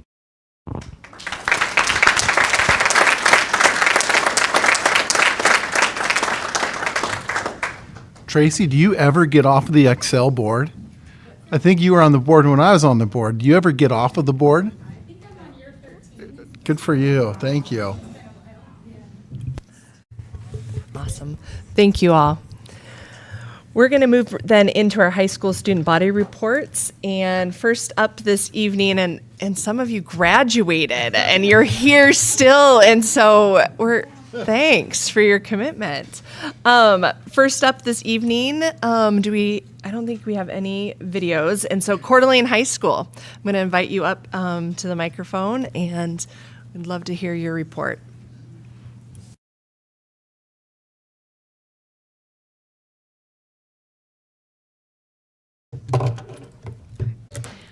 Good evening, esteemed board chair, honorable trustees, Superintendent Hawker, district administration, and valued community members. My name is Lila Bailey. I am CHS's ASB treasurer. This is Annika Hain, our ASB secretary, Bryce Miller, our ASB spirit leader. Unfortunately, our ASB president, Peyton Kahn, and our ASB vice president, Kyle Rollinger, couldn't be here tonight, but we have a lot of report to fill. So, before the school year ended on May 15th, we had our senior sunset event, which is where our seniors got to enjoy a night on a cruise with their parents. We had a lot of compliments from our admin, from our parents, and from the students. It was really successful, and we loved working with the resort cruises this year. They were really nice to work with. They made our jobs a lot easier, so we thank them for that. Also on May 23rd, we had our Mr. CHS event, which is a boys' beauty pageant. We had a ton of engagement with the community with this one. We had a line from our theater to our entryway, our main entryway, the V. And I think our leadership group learned a lot about advertising because it was so successful. Also on May 31st, we had our spring swing event. This is only the second year that we've done it, but we're also finding really big success with this one. It gets our students excited about summer, and it gets everybody together for one last dance. And I did a survey after of just a few people that I saw at the dance, and everybody said that they were really excited to attend next year as well, so we're excited to put that one on. And then we also had finals. Seniors took them the 4th and the 5th, and the rest of our underclassmen took them the 6th and 7th. Despite our little power outage situation, our school was pretty resilient with that. We all got our finals done, and I think they were pretty successful. All right. We had our Vikings attend Baseball State, and although it was a very, very tough game, they still showed great spirit and they did their best, which we are all proud of our Vikings and the work that they do in all sports. We also will be hosting a basketball tournament coming up later this June, which we will be hosting at CHS. Something we'd also like to honor is our Viking Way Assembly, which what it is that we basically honor students, mainly seniors, but also some other grades, on the great work that they've done throughout this school year. One such is the department awards, where we have the teachers and staff basically elect seniors for all departments such as math, English, science, theater, band, choir, all those departments, and choose a student that they show that they excel in or show great kindness in. As well as that, we also have a new thing that we started, which is our Student of the Month Awards. We had started it this February of this year, in which students elect a freshman, sophomore, junior, and senior for each month that they would like to recognize as the Student of the Month for truly showing our Viking motto: be kind, work hard, and be humble. As well as that, we had our yearbook signing, which our fantastic students that work in the yearbook department had done a great job organizing it this year. Students have had a lot of complaints in the past about the ability of getting yearbooks and the whole process of it. They've seemed to have some issues, but this year it went really well. They had organized it based on both their class, whether they're seniors, if they had these special yearbooks with their names on it. It was very well organized, went really quick, and we even had a little shortened day where at the last hour of school, all the kids would grab their yearbooks and get to sign it and get their teachers to sign it as well, and it was a huge success. To end off this summer, we had our senior scholarship ceremony, and we were really happy to see the outcome of that and all the seniors that got scholarships for college, and we're really proud of everybody. We also had graduation this last Friday. It went really, really well. I wasn't able to attend, but I know that people really enjoyed it being outside, and they really liked being in the sun, and it was really great that there was nice weather because a lot of people got to attend. We also had that senior all-nighter. Everybody always likes that. It always goes really well. And I know the students have a really good time. And at Student Council, we are working on fundraising for the next school year. So over the summer, we're partnering with a couple businesses like Soda Love and a few car wash places to raise some money. And we're also reaching out to a couple businesses about Fight for the Fish fundraising. Thank you. Terrific.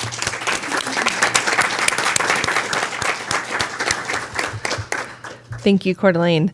I'd like to welcome up Lake City High School.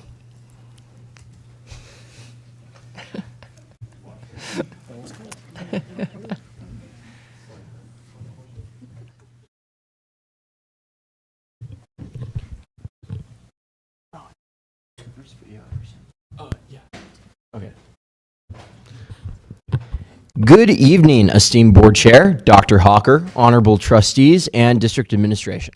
My name is Luke Sharon, and I'm proud to have served as Lake City's ASB president for the 2023-2024 school year.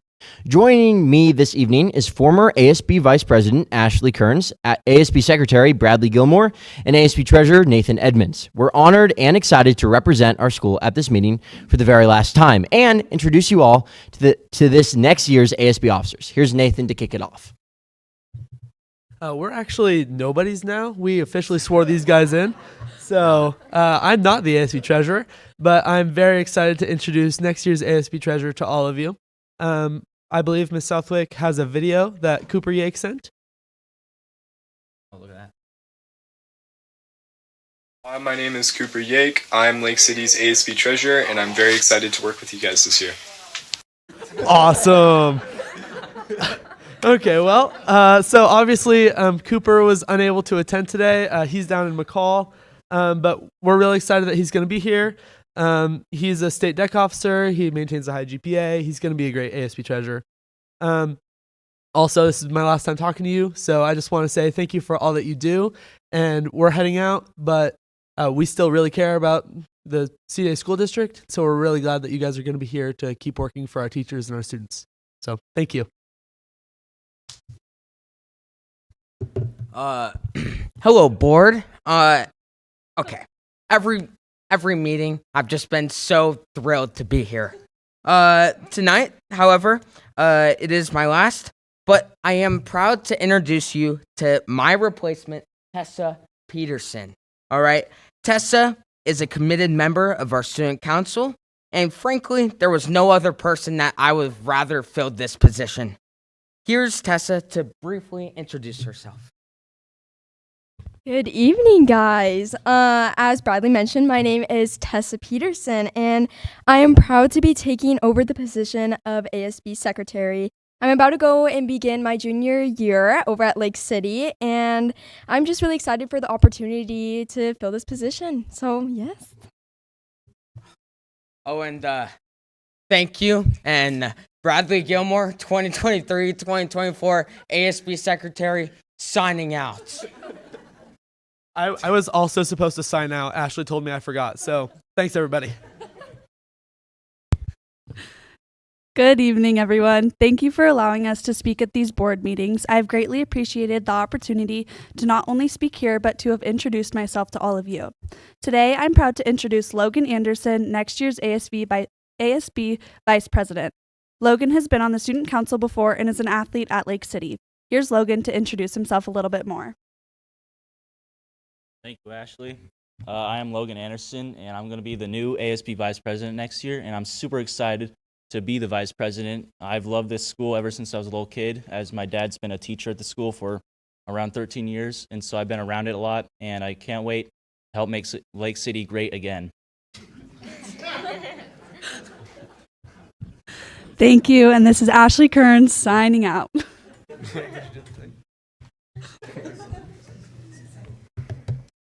Wow. I've just been so honored to have met and have built a relationship with each and every single one of you. It's been such an honor for me, and this experience has been something that I'll cherish for a very, very long time. Thank you. This evening, I am proud to introduce not only next year's ASB president, but one of my best friends, Rowan Lair.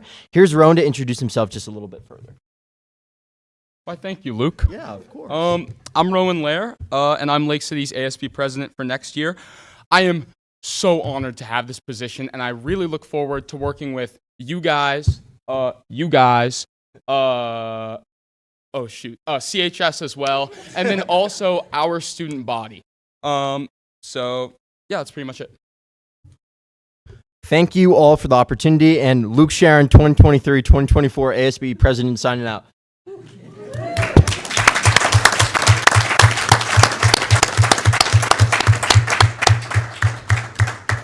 All right. Thank you, guys. That was great. And thank you, Luke, Ashley, and Bradley, and Nathan, for your guys' constant support. We are going to miss you. We're honored and excited to represent our school at this meeting for the very first time. This spring has been very busy and productive for our Timberwolves, with many things to celebrate in the last few weeks. We held our annual senior paint night, as well as our annual dodgeball tournament, sponsored by STCU, which saw students form teams, eat pizza, and they could even play in a separate spikeball tournament when they weren't competing. Both of these events had great turnouts and were good ways to end our year. Our lacrosse team took third place, and our baseball team made it to the playoffs, and overall had a very good season. Moreover, we had a track state finalist 4x800 meters relay team made up of Logan Anderson, Demetrios Kalamiros, Nolan Jarvis, and Matthew Asher. Additionally, Maddie Nesbitt also took fourth place in singles at tennis. Moving to the arts, our choir held 2 concerts in the month of May, as well as one of our very own graduating seniors, Sydney Dale, put out a full-length music video called, as well titled, The Girl You Call a Friend. Lake City Chamber Choir and Navy Blues also performed at our graduation, as did our band, providing the audience with some music while they waited for the ceremony to begin. Additionally, our band put on their annual Spring Swing, which had a very strong turnout. Thank you to Mr. Frazier and all he does. Finally, our spring play concluded with the showings of Silent But Deadly, a comedy written by Don Zolidis and directed by Luke Sharon. Where you went? Oh, he's right there. It was a very funny play, and I do apologize for those who missed it. Just this last week, we also sent off our graduates of the class of 2024. It was a beautiful Saturday morning, and I'm really happy that I got to attend it. We also held our senior awards night at Lake City on Thursday, May 30th, where we celebrated over 20 seniors who graduated with their associate's degree from NIC. Our students were recognized for their achievements with various department awards and scholarships like Principal Clifford's Leadership, UPS, Growing the STEM, OSP, and the Rotary scholarships to name a few. Lastly, graduation took place this last Saturday outside as usual, with some great speeches from a salutatorian, Eleanor Walsh, our co-valedictorians, Nathan Edmonds, and Jesse Taylor. Roll Wolves. Congratulations to the class of 2024. We can't wait to see what you all do in the future. We are all super grateful for the opportunity to speak in front of you guys, and I'm looking forward to next school year. Thank you very much.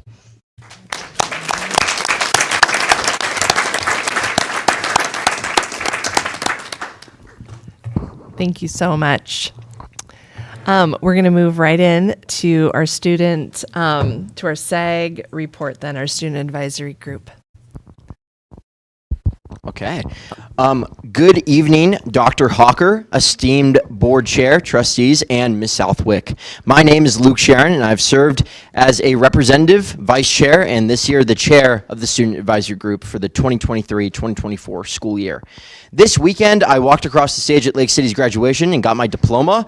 I'm now proud to be a graduate of this school district. So because I'm a graduate, I'm very thankful that you guys made some time for SAG and me to say some closing thoughts. First, I would like to say thank you. The student advisory group has been something that I've really enjoyed over these last 3 years. Through this student organization, we've been able to create a lot of productive change. Not only have we created a lot of these productive changes, but we've also helped to make many decisions I'm proud to have influenced. Further, I'd like to say, like I said in my ASB blurb, I'm very proud to have met every single one of you, especially those I worked very closely with through the dress code process, which I'll talk about in a second. This year, I really do believe it was a turning point for SAG. I say this mainly because of that work we did on the dress code.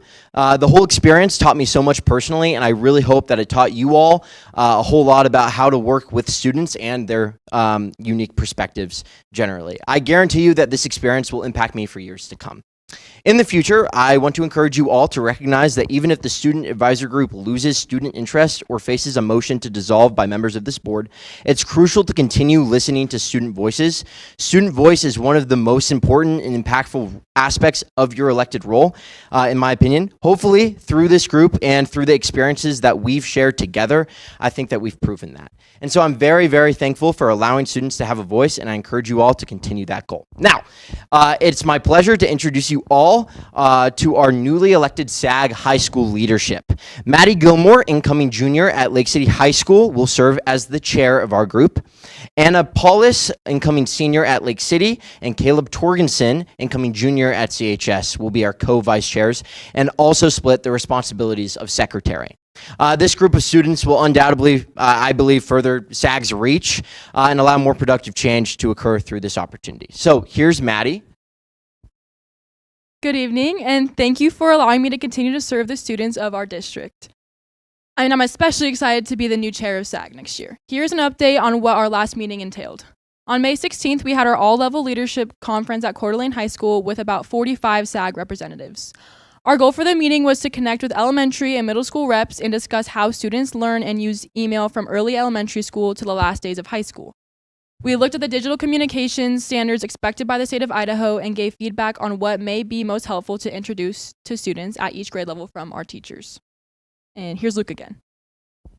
To continue what Maddie said, the representatives from high school felt that students understand how to use email for the most part, but the habits to use and check their email daily are not that developed for our students who probably need to use email the most. We discussed ways to increase the habits of using email and sent those suggestions to district administration. The middle school felt that they needed to review email etiquette generally and be reminded of the functions of email, including digital safety and digital citizenship. The elementary schools felt there were needs from the kindergarten through the second grade to introduce the concept of email, and then in grades 3 to 5 continue to learn the skills of proper email etiquette. Here's Caleb. In addition to offering students ideas of how to increase email skills, organization, and daily... Really appreciate that you all value student input. Thank you. We hope to continue this partnership with the district office and the Board of Trustees into the next school year, so that the student voices are always considered with decisions that impact and affect students. Thank you for this opportunity. I want to thank my fellow representatives for speaking tonight, the district office administrators for working closely with us as we learn throughout the school year, our very own Mrs. Carnes, who has graciously led this group as the teacher advisor for a while now. We're sad to see you go. And also thank the board for allowing us these moments at every board meeting to share perspectives from our students. Thank you for allowing us to share our work with you. Now we are happy to take any questions from the board at this time. Thank you.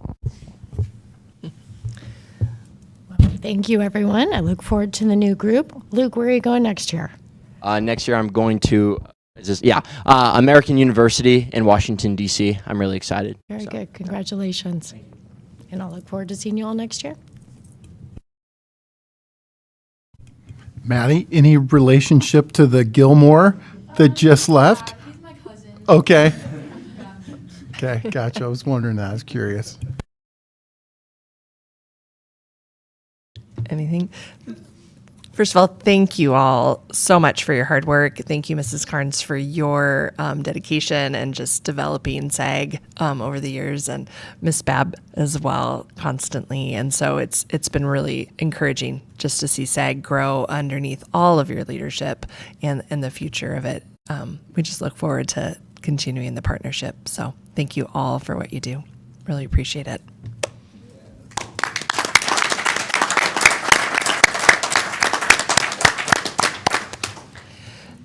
Trustees, let's take a 5-minute break. Is that all right? So we're going to take a 5-minute break and then we'll come back and continue our meeting.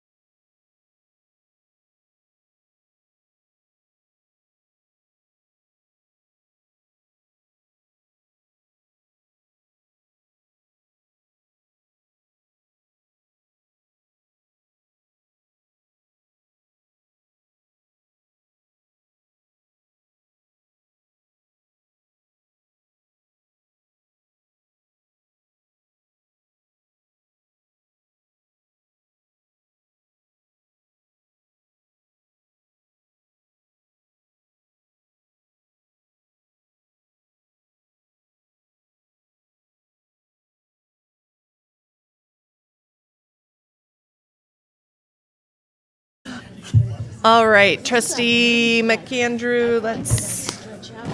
It's been here 2 hours. Where is he?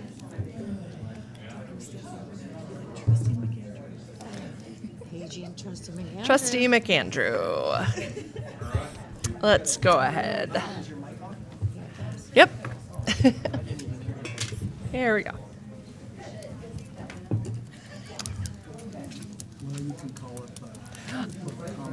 All right. Thank you, Mr. Hayes, for the CEA report in our packet. Would like to invite up Mr. Bill Green for public comment, and Mr. Green, you'll have 3 minutes.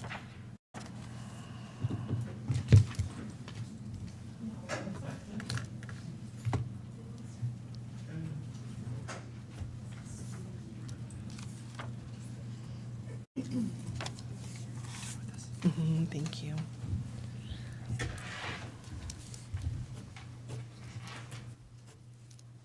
Hello, Madam Chair, and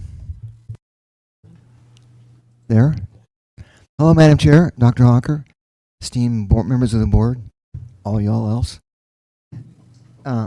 My comments are, I put it down as spirit, so it's just after the fact, but I've been thinking for some reason about Bora Elementary School, and it's been on my mind in different ways.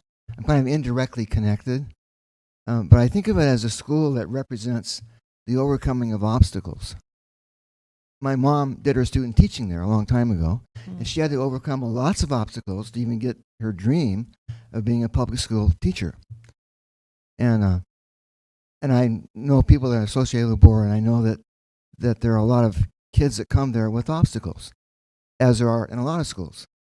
And the teachers were just so into helping kids overcome them by going the extra mile. Because kids come through the door, and you never know what might be going on in their thoughts and their feelings, or what might have happened the night before, or the week before, or what's coming the next day.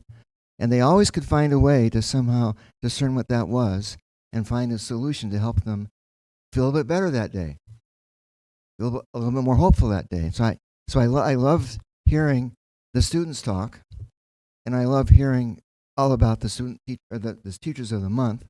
And Ms. Patel at Dalton, I happen to know because I worked there for 3 years, and she was truly amazing with the little ones. So those sorts of things just kind of warm my heart to hear the kids talk, and they're becoming the future leaders, and they're articulate, and they're passionate, and they're interested, and they got goals, and they got ideas, and they want to tell the adult world about them. And I think that's a great tribute to the teachers, the system, the whole process of trying to help young people grow up into good human beings. And so I'm grateful to you guys for facilitating that. I know it's a lot of work, and just looking at that budget process, and you have to study all that stuff in detail. I got to listen to it and kind of understand most of it, but you have to really understand it and go page by page and line by line and figure out what's going to work and what's not going to work and what's.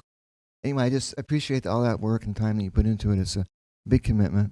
And so I was thinking about Bora, and I think there's a spirit of overcoming obstacles that really kind of emanates. Whenever I go by there, I always think of those things because I don't live very far away from it. And I know that some of the teachers went to some schools, some of the students went to other schools, but I'm sure that they'll bring that spirit and add to the positive spirit that's already there. And I think that as you guys go through the difficult times coming in terms of making decisions, that spirit will also be there for you. The spirit of overcoming obstacles, knowing that there's always a solution of light that scatters the darkness. And I think that you guys are in a position to do that and represent that and symbolize that and continue to lead the students in that direction.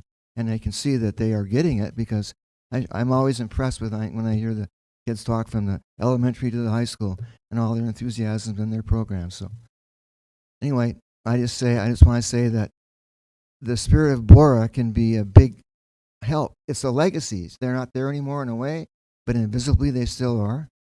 And then those invisible values go on forever, and that's what you're, I'm sure, promoting as you go through the process of leading the district.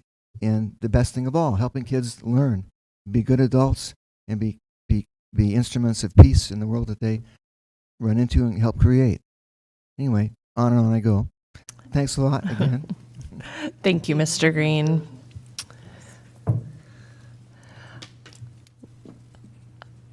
Next up on the agenda, we have our Long Range Planning Committee report. And so would like to invite up Michelle Johnson, who is the 2023-2024 chair. Welcome. Thank you for having me. Do I need to turn this on? Was it on already? Now it's on? Let's No? Hello? No, still not on. Now? No, I think it was. I think it was. Let me break it. There we go. Thank you. Thank you. Chair Smith, Dr. Hawker, distinguished board, thank you for having us here this evening and allowing us to provide an update and summary of our long-range planning committee efforts this year. I am Michelle Johnson, and I've had the privilege of serving as the chair this past year. We have an excellent leadership committee moving into the 24-25 school year. Jason Hoover, who's here with me this evening, has recently been elected as the chair, and John Beecham as the vice chair. So the committee's in good hands for next year. As I'm sure you know, the purpose of the Long Range Planning Committee, as outlined in the bylaws, is to review the programs and facilities, identified changes or new information now available regarding curriculum changes, facility needs, student demographics, economic conditions, and recent legislative changes, and present yearly recommendations to the school district trustees. The bylaws also state that the Long Range Planning Committees serve as a clearinghouse to discuss and formulate recommendations for the school district and to present these recommendations to the trustees, which is what we're here to do this evening. We've had a productive year, good input and interaction. We started the year with 26 committee members and 3 alternates with a broad background. We had good attendance at most of our meetings, with 18 to 26 folks in attendance at most meetings. We spent the better part of the year, or the first part of the year, collecting updates on current enrollment numbers for the district, obtaining economic updates from Sam Wolkenhauer from the Department of Labor, reviewing overall facility needs, and preparing to develop strategies and recommendations for infrastructure funding for next year. At the first of the year, the state legislature's potential funding packages for school infrastructure began to develop, and that shifted our conversation. And then as that funding became more likely and concerns related to the district's operational funding for the next year began to develop, our conversation shifted again. So our meeting served as an opportunity to receive updates from Dr. Hawker, Trustee Tenbrink, Jeff Bowler, on district needs, and allowed us to provide some brainstorming and potential alternatives for moving forward. The committee focused the portion of our last meeting of the year identifying the primary recommendations for you as a board. Overall, our interest remains high in addressing deferred maintenance, and we had 4 primary recommendations as we summarized our year of meetings. First, we want to note, and this won't surprise you, that there are no immediate needs for new school buildings. We continue to monitor enrollment, and going forward, we do anticipate that there will be need for construction of new schools in the future, but not at this time. As part of this recommendation, we would encourage that, along with monitor enrollment, there continues to be an annual review of real estate and labor workforce trends and monitoring so that we're timing that new infrastructure appropriately. Secondly, we advise that the board not sell any assets without the consideration of a detailed financial analysis. While the sale of current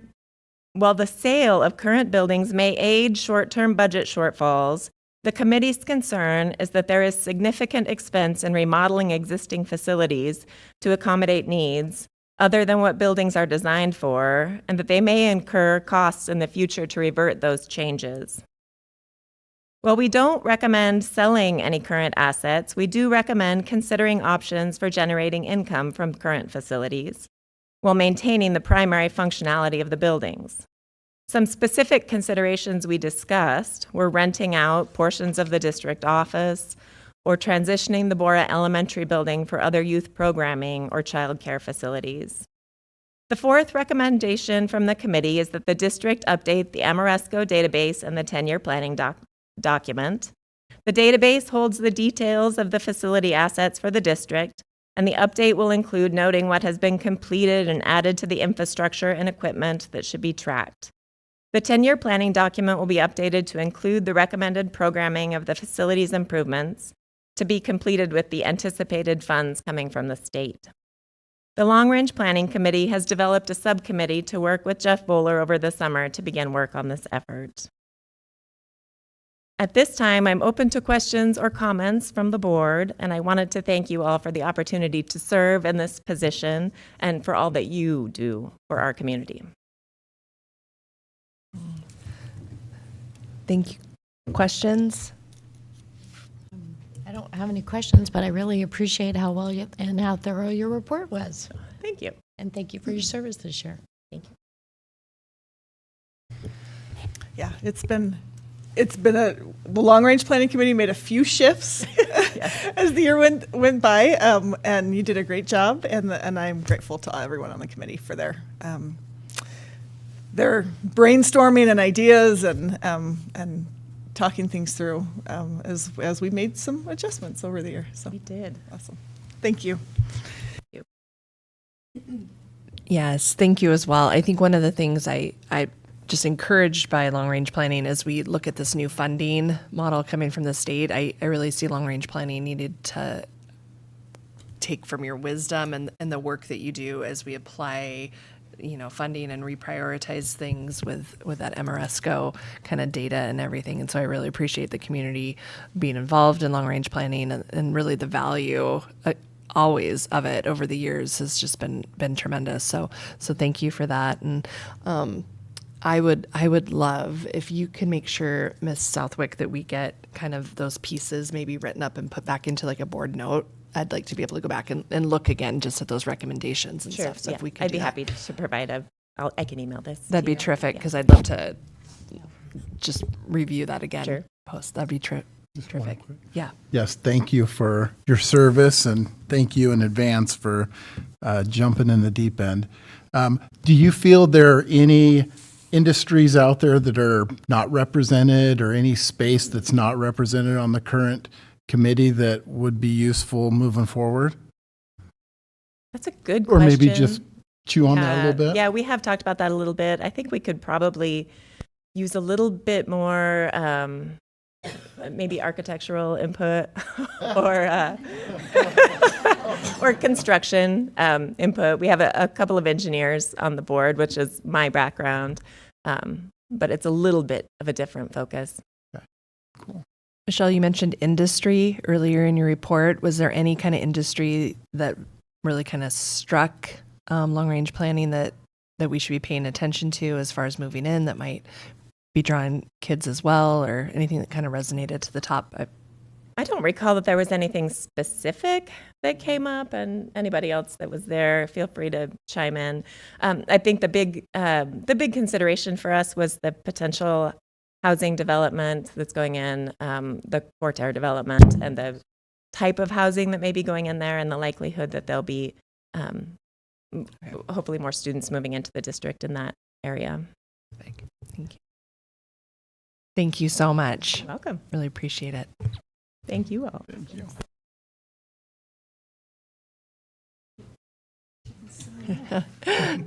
Dr. Hawker, do you have any comments this evening for your superintendent's report? I do not. I think we can transition right into our assessment report.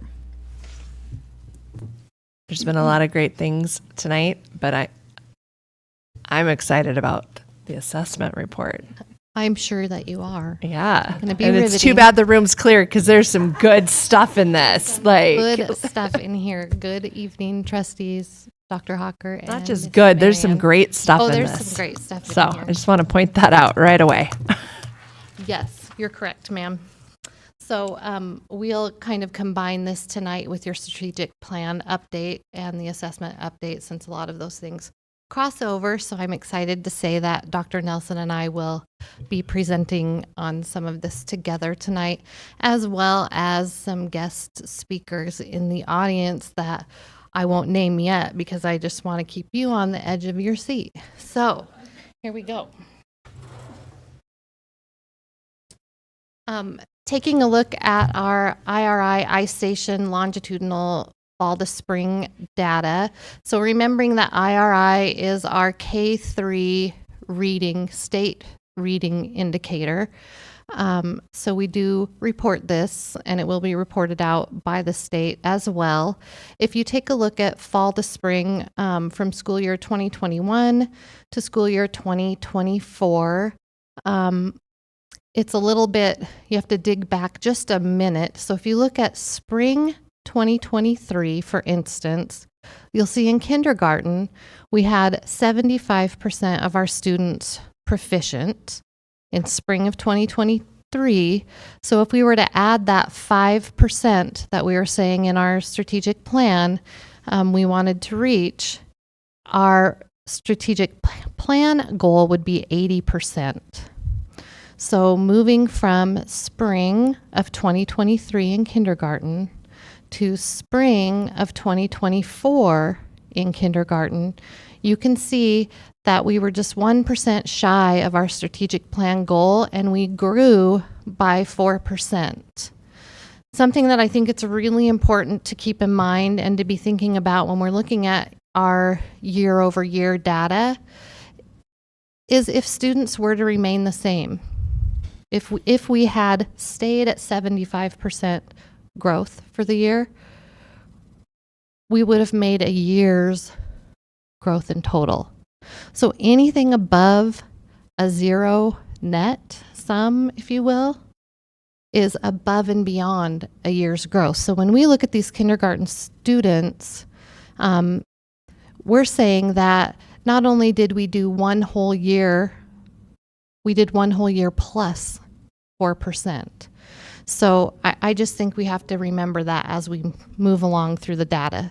So looking here, you'll see that there was no regression in our IRI state data. All age groups increased. Second grade stayed static, meaning they made a full year's growth. And then all the way to fifth grade, where we hit that strategic goal of 5% plus. Heather, could Mhm. we bounce back? Because I feel like what you said about a year's growth plus is really important, and there was a lot of Yes. numbers already tonight, and so I need to hear it Yes. again. Okay, so first of all, thank you for hanging in there for more numbers, because these are really important as well. These are the numbers that tell us how our kids are doing, how are our staff doing in moving our students. So when we think about all things being equal, if we just stayed static, right, 75%, we'd still see a year's growth in a student, right? Anytime we're above and beyond that, we're talking about 1 year plus 4%, 1 year plus 1%. So while our strategic goal is 5%, which is very lofty, it may not sound like a lofty goal, but moving 5% is, especially when we're looking at those higher percentage rates. Moving 5% once we're hitting into those 70th percentile and above, we're really talking about a lot of growth. So to see this kind of data is pretty incredible. It looks even better when you start hearkening back to 2021 and where we started in the fall with kids versus where we're starting in the fall now. For instance, in kinder, fall of 2021, only 44% of our incoming students were proficient. Now, in fall of 2024, we're seeing 60%. Still growing by 19 percentage points from fall to spring. That's absolutely notable. Chair Smith, if I may as well, you also must remember that this is non-cohort data. So these are different groups of students every single year. However, again, take a look at the growth that you see annually. If we start at this spring number here in 2021, these same students would be first graders. So they grew by 6% more proficient, then an additional 2%, then an additional 2%. So what we are seeing is not just an increase in proficiency grade level to grade level. We're also seeing students achieving more toward their standards as they grow in our system. So what's more powerful, or do they both hold the same weight? I think they tell two different stories.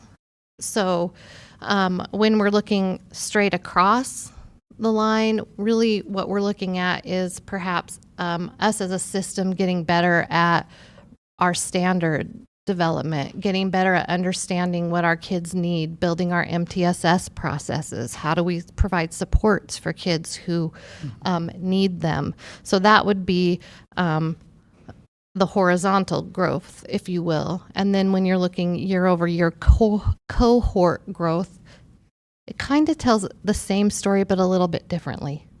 So we're really looking at that particular group of kids. We don't want any group of kids to stay the same. We hope that every kid grows year after year, or every group of students gets better and better. So kind of the tale of two cities in a way, but they both support each other.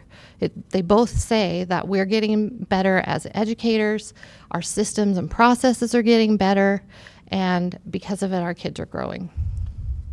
Trustee McAndrew, another way to take a look at that is remember those processes that we've talked about called MTSS, whereby it's normal for us to have about 80% of kids in that tier 1 in that green area. If you take a look, that's nearly where we're at in almost all grade levels. And then from there, we will always have a few students who aren't quite there yet, and we will always have those students who are going to need some significant interventions and supports to be able to get there. What we're seeing is actually at, if not better than, a national norm. Trustee McAndrew, just to add, I love that question. I also think it's just great to focus on fall to spring. Just look at that specific data. You can see let me just give you a for instance, the cohorts change, as you know, but you can see that in general, let's say your kindergarten spring of 23, we had 75% of our students proficient. The very next year, they would have been first graders, and they start in the fall with their first test. The 62. That is the summer learning loss regression, and until we're going to be operating schools all year long, all the time, you always get that.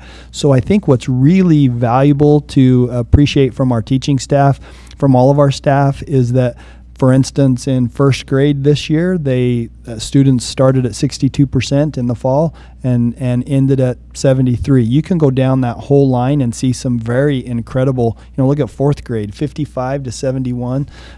That's significant growth in one given school year. And am I correct that the standard raises throughout the year? So when a kid was tested in the fall, 100%. They were Yes, expected to meet a lower standard. When they take the test in the fall, they're taking the finalized second grade test, and they've barely been in school a month. So you can imagine that it's very difficult to be proficient at that level, but give them the course of the year, give our teachers the months to educate the students, and then they perform pretty well. So to share with you just a little bit about what this looks like in a building, from a building perspective, I'm very happy to introduce to you Miss Kathy Livingston and Miss Sandy Doring from Fernan Elementary School, just to talk through exactly those questions that you're asking as one of our building highlights tonight. Thank you, Heather. Thank you, Chair Smith, trustees, honorable trustees, Dr. Hawker, and Mrs. Southwick for having us this evening.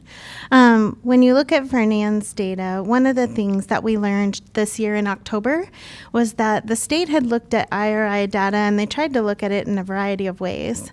And one thing that they noted was that Fernand was in the top 10 of schools in the state for their overall growth from fall to spring last year in the 2022-23 school year. And overall, our student growth last year from fall to spring was 24.3%. This year, when you look at our data, our kindergartners came in at 60%, went out at 91%, so that's 30% growth. Our first graders came in at 44%, left at 73%, so that's 29% growth. Our second graders came in at 42% and left at 71%. That's 28% growth. And then our third graders came in at 62%, left at 81%, which is 18% growth. So if you average that, our students this year had an overall average growth of 28.64%.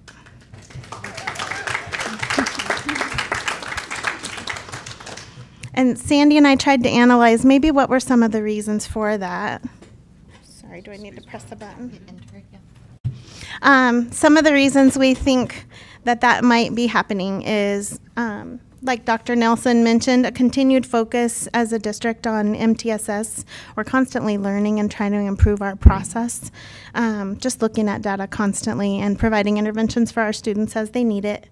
The new benchmark curriculum is giving us something common to work with. We have the essential ELA standards. We've been doing data dialogue days for the last few years, helping focus on that. We have a focus on PLC this year with the 4 critical questions that we keep in mind with everything that we do, especially in ELA this year. And we have an inclusion-based title program where our title aides and teacher push into the classroom to support and help provide those interventions. So we think those are some of the reasons that we are seeing that kind of growth. Thank you. Do you have any questions for us? Just a comment. Congratulations. Those are huge numbers. And I really appreciated you showing the color coding and the tiers. I think that is way easier to understand, especially from somebody who used to do the tiers. I love seeing that. So thank you and well done, and keep it up. Thank you. Good job. Thank you.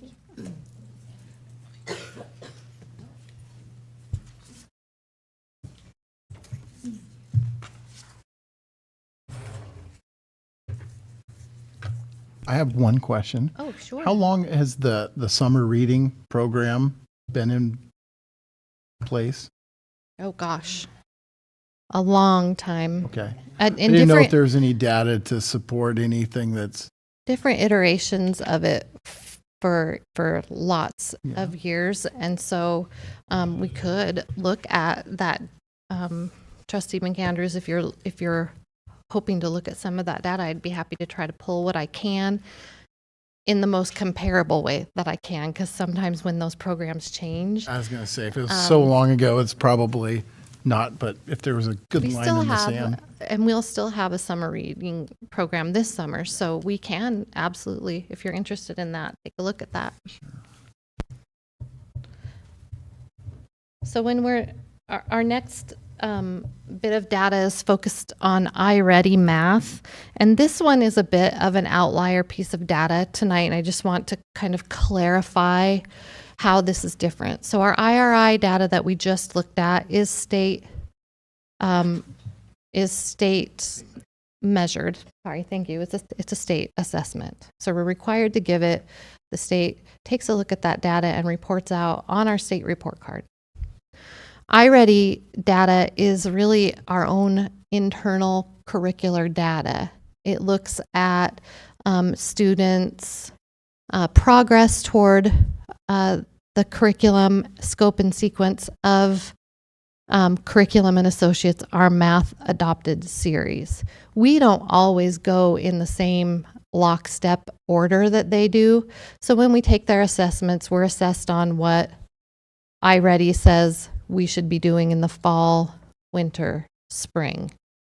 We give these assessments because they inform us. They inform us around how our curriculum is doing.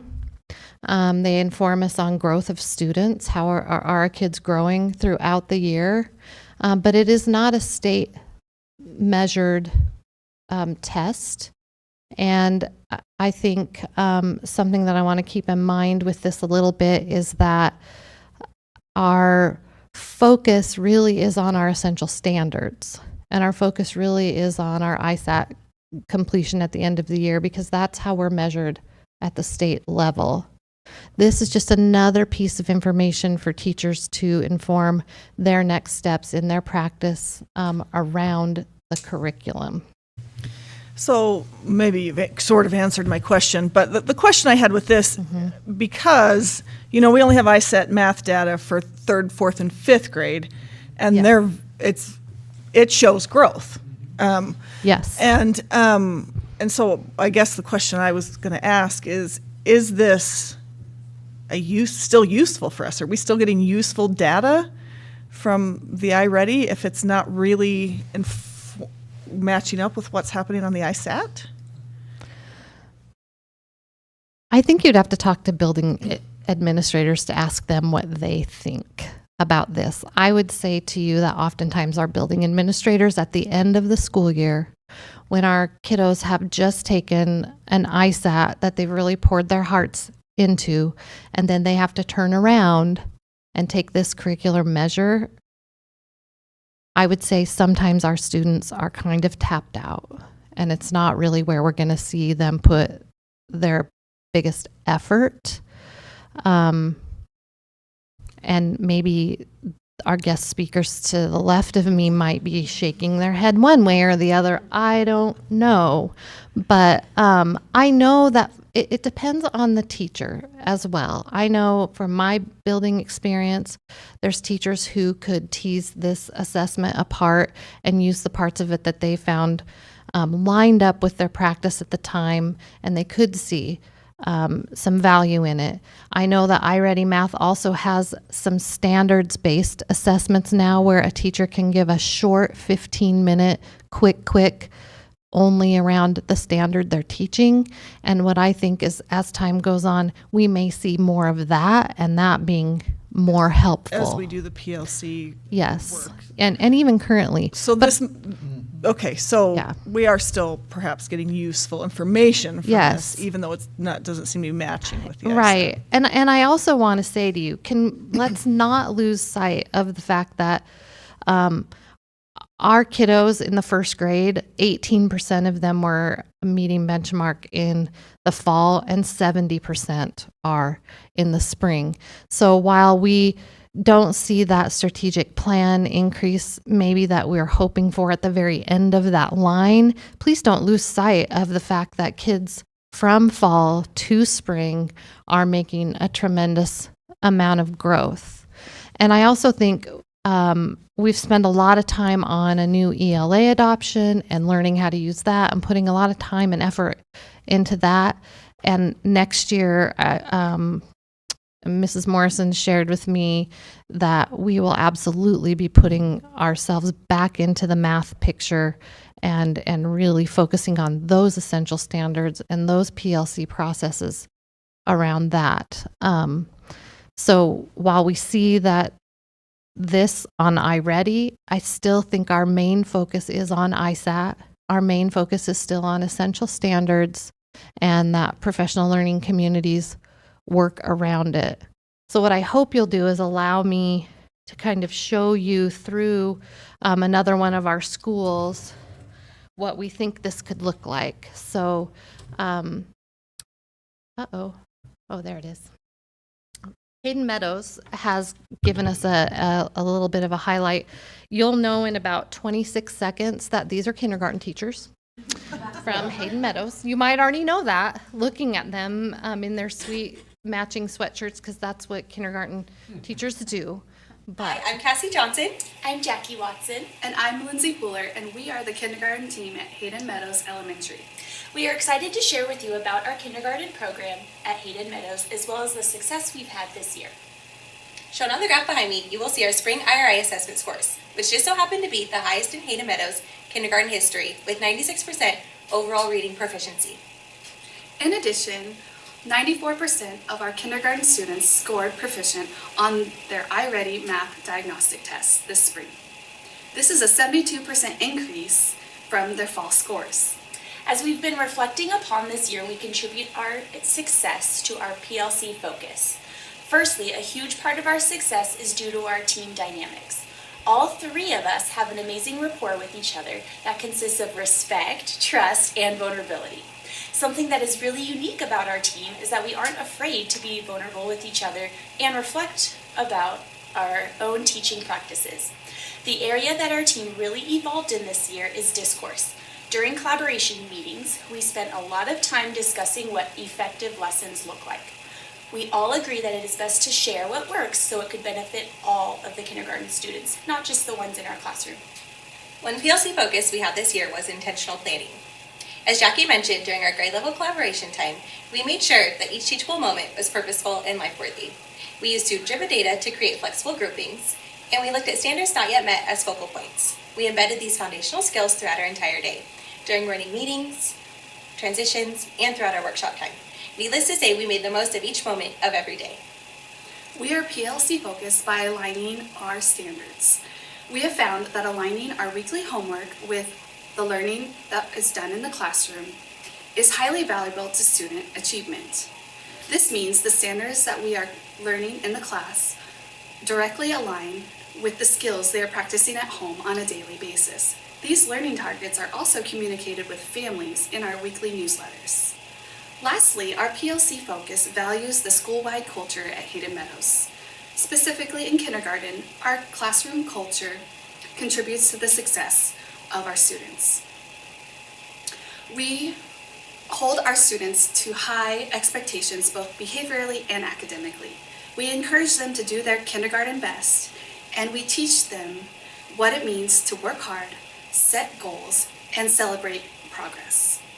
In turn, our students feel empowered to learn and learn to value the intrinsic feeling of accomplishment when they achieve their goals. We appreciate the opportunity to share about our success this year. Thank you so much for your time. Thank you. Hi, I'm Cassie Johnson. Wait a minute. So that's a highlight from kinder at Hayden Meadows. Hi, I'm Cassie Johnson. I'm Miss Jackie Summer. Watson. And I'm Go to the next slide. What do you think, Mike? Aha. And then continuing on with that, there's a little highlight of Hayden Meadows' 5th grade. So if you take a look at their 5th grade fall iReady math proficiency, if you will, you can see that in the fall they had about 48% of their 5th graders who were in the green or the dark green. And then in the spring, they had 85%. Oops, nope, that's not true. 75% of their students in the green or the dark green. I think the other thing to note is the decrease in students in Tier 2, which are is the yellow band at 36% in the fall, down to 20% in the spring, and their Tier 3 band of 16% in the fall, all the way down to 5% in the spring. Here to kind of talk about how that happened for them in the 5th grade is Mrs. Bramblett. See if I can get her. Hi, members of the board. I'm Sarah Bramblett. I'm a 5th grade teacher at Hayden Meadows. I've been here for 2 years, and I am excited to share some of the happenings at Hayden Meadows this year. What makes us successful at Hayden Meadows is our collective commitment to the educational process. The PLC process at Hayden Meadows is constantly in play within grade levels, between grade levels, with our specialists, with our custodial staff and our lunch staff, our counselor, and even all of our parent volunteers that come in every day. If you're in our building or you are a part of our building, everybody is helping to achieve the same goals. And I think that that's really important in that PLC process. I've been here for 2 years, like I said, and while I was teaching in Bismarck, North Dakota prior to here, I was introduced actually to the PLC framework and high reliability schools with a level 1 certification. And our school was, at the time, a low-performing Title I school where all teachers actually had to become trauma certified due to the diverse areas that I had worked on when I was teaching 5th grade in Bismarck. And brought to our grade level was the use of student-friendly proficiency scales. My teammates were very receptive in the ideas and our math notebook and data-driven practices. And so together, for the past couple of years, we've been continuing to refine the work and that I had previously started. It's also helped that we're on the same page of wanting to increase student achievement and work toward more student advocacy and learning. That's been our goal, and that's a specific area that we're constantly looking at to see how can the kids take ownership of their learning. Some of the ideas we implemented were standards organized math notebooks, student proficiency scales, data binders, and SMART goals for fifth graders. And these are also shared with parents at parent-teacher conferences, and it's neat to see the ownership that kids take. Student-friendly proficiency skills have really shifted the learning from teacher-driven to student-driven, as we've learned this year with our PLC implementations and practices. And it's really neat to see these practices in play in the classroom where students are really successful and they're actually seeing that they can control their educational process. These past 2 years, we have redeveloped and redesigned all of these templates based on our students' insights. They give us specific feedback on vocabulary and how we can make it better. Our learning during district-sponsored PLC training, thank you very much for the board for providing that, and our weekly planning times. This is constantly a work in progress, and it's something that we are now developing as a building, so we're very excited to see where we grow to next year. From what I've witnessed, currently, student proficiency skills are being trialed in kindergarten, 4th, and 5th grade with excellent success. And the biggest shift in this work has been from our teacher-driven to student-driven learning. Hearing students discuss their progress and share their goals is one of our favorite things. It's really exciting to hear the kids just get excited about learning and see that they can be successful. They keep each other accountable, and we have taught the kids the power of having a growth mindset so that we celebrate every sliver of growth. Students are taught how to set SMART goals and data track their progress in math notebooks and data binders for math and reading. We also practice celebrating each other's success, starting with the growth within our proficiency scales in our math notebooks, and then building to our diagnostic and ISTAT testing. While high ISAT scores are always a solid plus, especially a 97% in reading and writing, our achievement also lies with our beginning to end of year growth. And that's the true success. Our lower performing students and kids who are performing what we would call on the bubble or close to proficiency, they're becoming solidly proficient, and our high achievers are also able to reach new heights, so nobody is left behind. So I want to thank you, members of the board, for supporting this work. It's hard work, but it's the right work, and we are very excited to continue and build next year. Thank you so much for listening to our presentation, and we're excited to share with you. I want to say that they put together a nice 18-slide presentation for you tonight.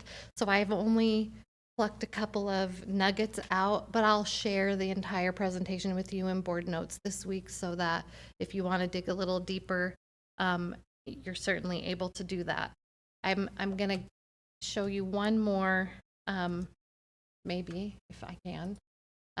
Sweet example, because I can't help but want you to hear from a kid. This is a 5th grade student in Mrs. Westrup's class at Hayden Meadows Elementary, talking about her data tracking and where she's come, and it's pretty incredible. So. Hey, Aubrey, thank you for speaking with us again. I just wanted you to have an opportunity to show your iReady data sheet. I know that you have a lot to celebrate this year with your math and with your reading and your writing, but can you explain a little bit what is going on with your data sheet here, since you'd mentioned that earlier? Well, on my first diagnostics, overall scale score level was 433, and number in operations was 436. Algebra and algebraic, yeah. 444, and I just have mostly breads. And what does that say to you? Not very good. Okay, not very good as far as like you feel that there's room there for you to grow. Mm-hmm. And what was your goal? What were you trying to get to when you saw that at the beginning of the school year? Mostly greens. You would like to get to green? Or Okay. just like yellows. Yeah, absolutely. Get to yellows. I hear you. Okay, so go ahead and show us what you have next. And then diagnostic 2, I grew to mostly yellows, but 2 greens. Were you excited about that? Yeah. And what do you think, what were some of the things you did that got you there? That must have been really exciting. I paid attention a little more. Okay. And kind of listened more. Okay, definitely. And then share with us your end of the school results, the one you took in May. Now 4 greens and 1 yellow. Okay, so are you at grade level now? Yeah. I'm very proud of you, and I know you're proud of yourself. Can you share with us a little bit as far as your ISAT growth? So do you remember what you got on your ISATs last year? No. No? I never really cared. Really? Okay, do you care now? Yeah. Okay, why do you think that is? I started to worry more about like focusing Okay. and having my scores better. Okay, and do you feel like you know more of your scores now? Yeah, it helps if you know your scores, not just your teacher, right? Yeah. Since they're your scores. So last year you got level 1s, which would be that kind of that red area, right? Yeah. This year in reading and writing and your ELA score, you got a 4. You went up 192 points from last year. And that took a lot of hard work. And in your math, you went up 120, what was it? I'm going to look at my paper.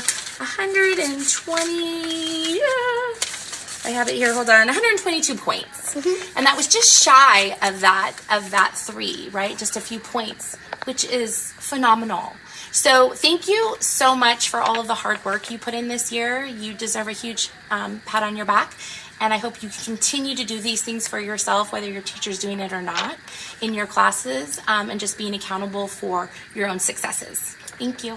I just want you to point out, I know, wow. If you can see, I knew maybe you can't so well, but this is just her iReady math tracking sheet, just how they track data. And I think it speaks volumes about when kids are involved. We sometimes think that kids can't understand that goal setting piece, or they don't understand, what they need to do in order to make that growth.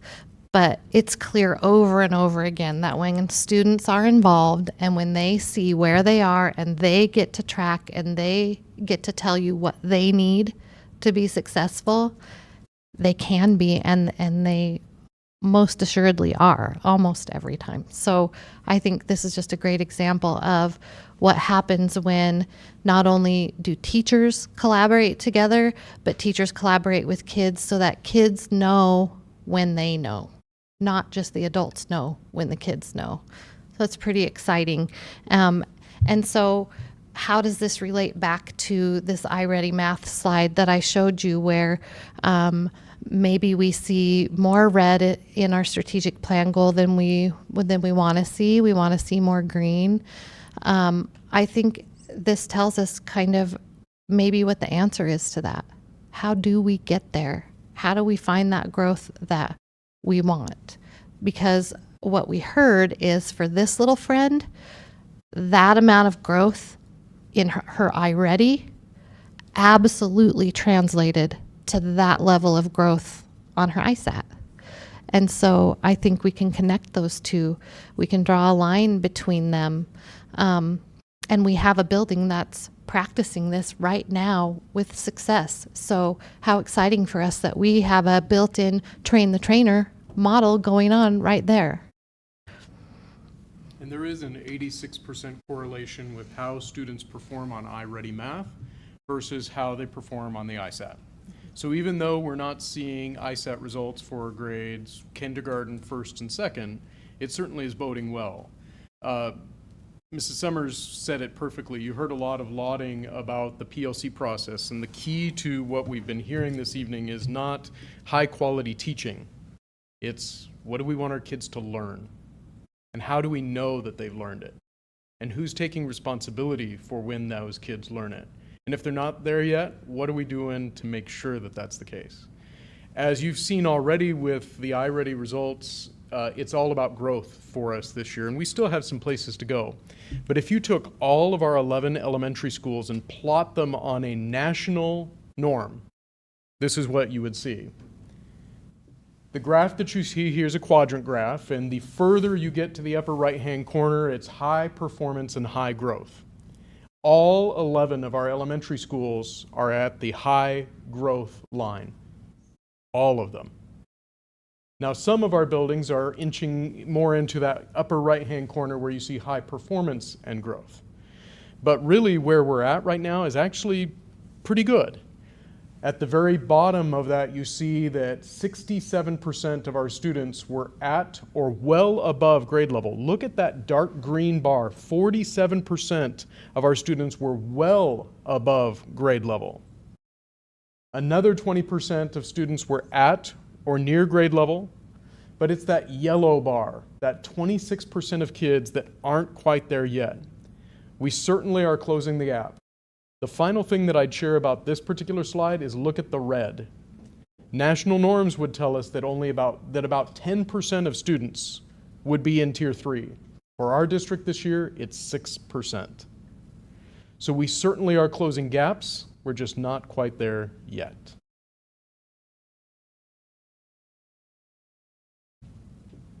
What did you do to this thing? Did you break it? You know that I do. Here for ISAT?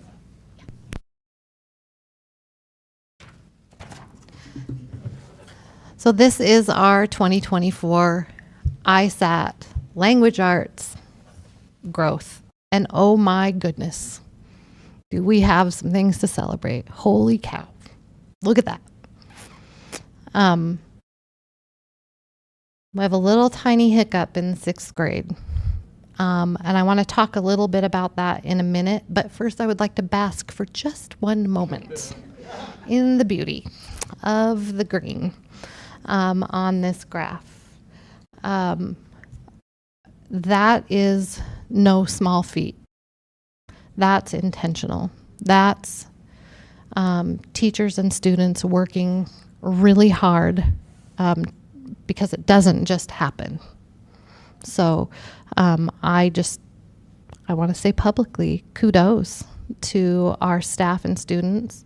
I would like to say that I don't think it's a coincidence that we have been working on our PLC model in the district and really focusing in on standards and spending time in interim ISAT assessments so that kids can really understand what that test looks like and how to take it, but more importantly, what it looks like when they're proficient in a standard. So that has been some really focused work. I would also say that I have one more highlight for you tonight because fun, right? I could be a little bit of a downer, No, unfortunately. we can't. Well, it's the elephant in the room. If you look at that 6th grade line, we still certainly have a transition issue where students are performing well, and then that 6th grade year is tough for some people. Sorry. I was going to get there, but I wanted to have fun I'll let you first. say that.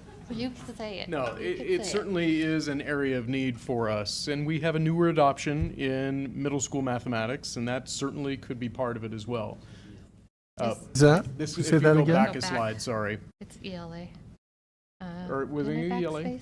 Yeah, so again, same idea though. It's we have a transition issue whereby kids moving from 5th to 6th grade are not performing as well on ISAT for this particular We subject. suspect that. Is the newer adoption just for 6th grade? Because it seems like 7th I was and referring to 8th. mathematics. That was my issue. Oh, This that's is what I'm English talking language about arts. too. This is English Oh, language sorry. arts. Oh, you were talking about math. Yes. So this is English language arts. But you will see as we kind of look at ISATs, and I will say even as I've broken down some demographic groups within the district, we see that as well at those transition years from 5th to 6th, from 8th to 11th. Some of it's a little weird because kids test in ISAT all along, and then all of a sudden they have this break, right, where they don't test in 9th and 10th grade, and then all of a sudden we test them in everything from 9th to 11th grade all in one year. It's a little difficult to break that transition down so well, but we do see that as a bit of a through line. So it's something to analyze and just take a look at and say, what do we do here? Because we know kids go in 5th grade from one teacher. Maybe they're doing some switch groups, but really that kind of solid, right? To all of a sudden we're jumping to multiple teachers in a new setting. So how do we support them with that academically? I think the other part of it is that we're still working on some stronger multi-tiered systems of support, or MTSS, if you will, in our middle and high schools. And I think as we develop that, we'll see some of this improve as well. But still amazing. So here's one highlight for you. Lake City High School. Proficiency rates from school year 23 to 24 in English language arts increased by 16%. So if we were looking at a strategic plan goal, I know you can add 5 to 59, but in case you can't on the fly, our strategic plan goal would have been 64%, and Lake City High School was at 75. That's amazing. Our math score as well, our strategic plan goal, a little easier, a little friendlier number, from 25 would have been 30. They're up to 40%. That's 15% growth. We attribute that to a few things, but I will not tell you about that. Let them tell you about that.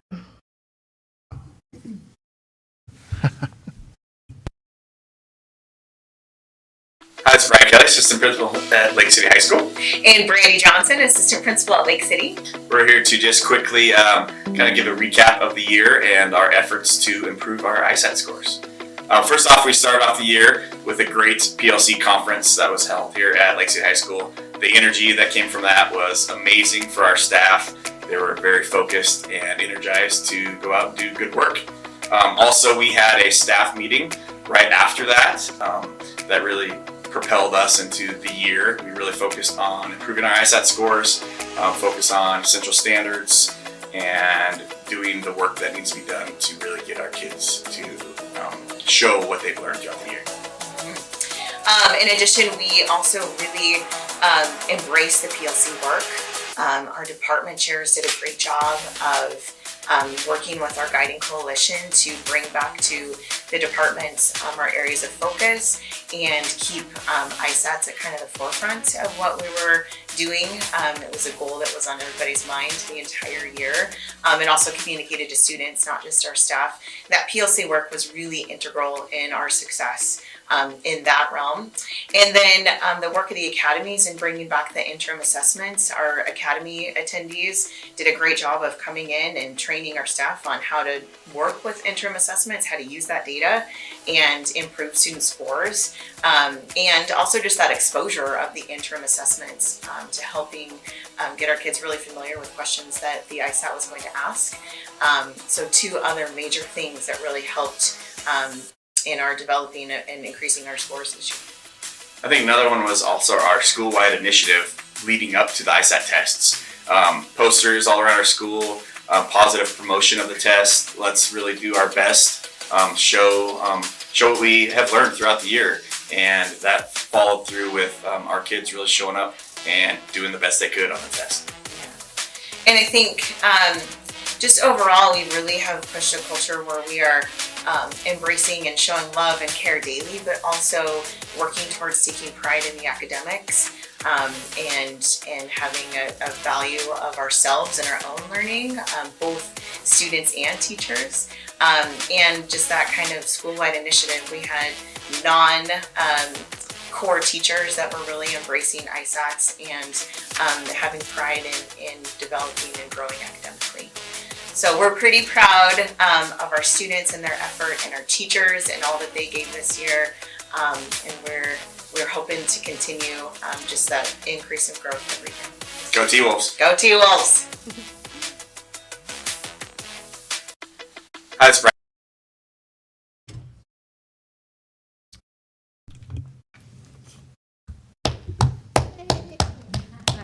That was awesome.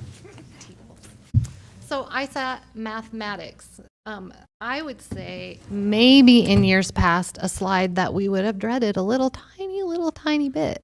But now I want you to take a look at the growth. We hit our strategic plan goal in several grade levels. We grew in several more. And in 4th grade, we remained static, but now we know what that means is that we still grew an entire year. So every grade level that is above 0 grew 1 year plus. And that's pretty incredible. So, so thrilled with those changes. Now, we still have a ways to go. I will try not to rain on this parade at all, but I mean, the reality of it is, as we look down at our proficiency, while we did show a lot of growth, we still have a lot of room. We are above the state average in every grade level. So I still think we have an awful lot to celebrate here. Anytime we don't go backwards, we got to be really, really proud of ourselves, especially across an entire system like this. So with that, I have another highlight. Like this. That's just kidding. Yeah. Mike Nelson has a slide though, and then we'll have my fun highlight.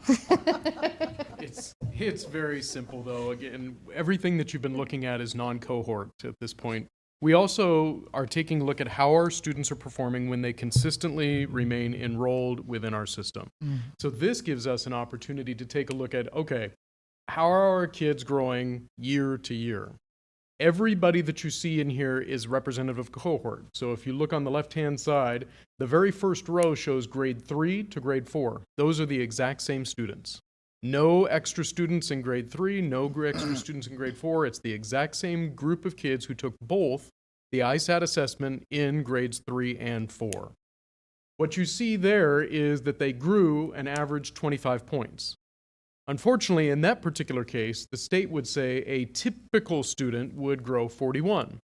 But you'll also note that the average scale score of 2461 is actually in the 74th percentile of the state.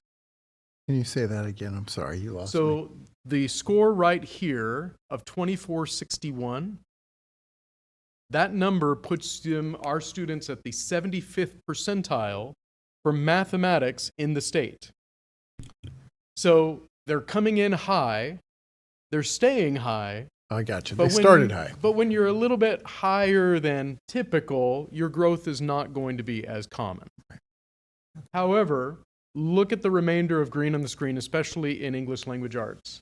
In some cases, the students in our district who are growing cohort to cohort are growing double the amount of expected growth throughout our system. In mathematics, we see a similar type of growth, but we again see that 6th grade and that 11th grade transition time, especially in mathematics, that tends to be a little bit of a trouble spot. We are certainly aware of it, and it's going to be a point of focus for us coming up this next year. But it's important to see that our kids, as they grow through the system, are still being pushed, they're having greater agency over their scores and their abilities, and they're excelling.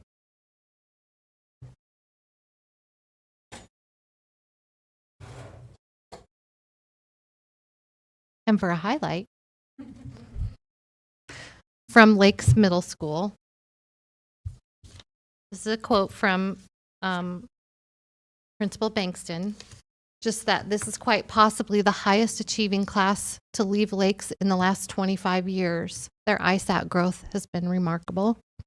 There's a 14% increase in the number of students proficient and advanced in English language arts, and a 23% increase in the number of students proficient and advanced in math from 7th to 8th grade. Their average scores are significantly above the state and on par or better than district averages.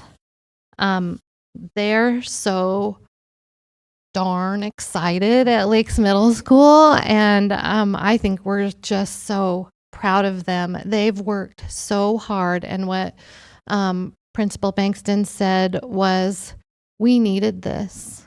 We've put our heart and soul into professional development. We've put our heart and soul into supporting these kids, finding ways to intervene with them, and doing everything that we know how to do.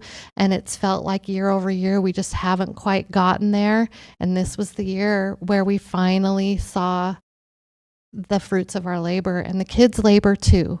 And so I just think this, for me, is almost a tearful moment for them, because if you know the staff at Lakes Middle School, if you've been in that building, if you've talked to them, they are some of the kookiest, fun, hardworking, family dynamic group of teachers, probably some likes of that aren't seen in a lot of other places. You just can't really explain them. They have fun and they work hard.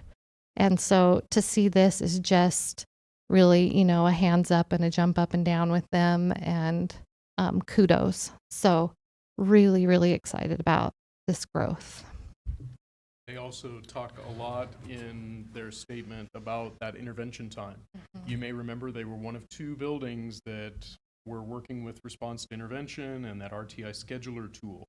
And they really lauded the ability every Wednesday to stop, to reflect upon their data, and to say, I need to spend more time with this person, or I need to give this person something extra that's going to elevate their learning a little bit more.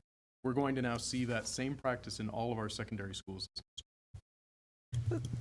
This is a lot of what makes me so excited about this, is our teachers have always worked hard and been good teachers. And I think this PLC framework and the intervention time, and we're providing some tools for people who are already good teachers and working hard, that moves the needle a little more. And so that's. Yeah, and nothing builds more, right, than just these moments of success and this is not just a moment. I mean, this is incredible growth. So we're just so proud of them and so excited for them. Our last slide of data tonight is ISAT Science, taking a look at our growth in year 2024. Pretty excited again, to see that those 5th graders meet that strategic plan goal of 6%, seeing our 8th graders making that plus 1% growth, because remembering that they were at 48% in 2023. And our 11th graders took a bit of a slide by 1%, but still seeing that amazing growth. I have one last highlight for you.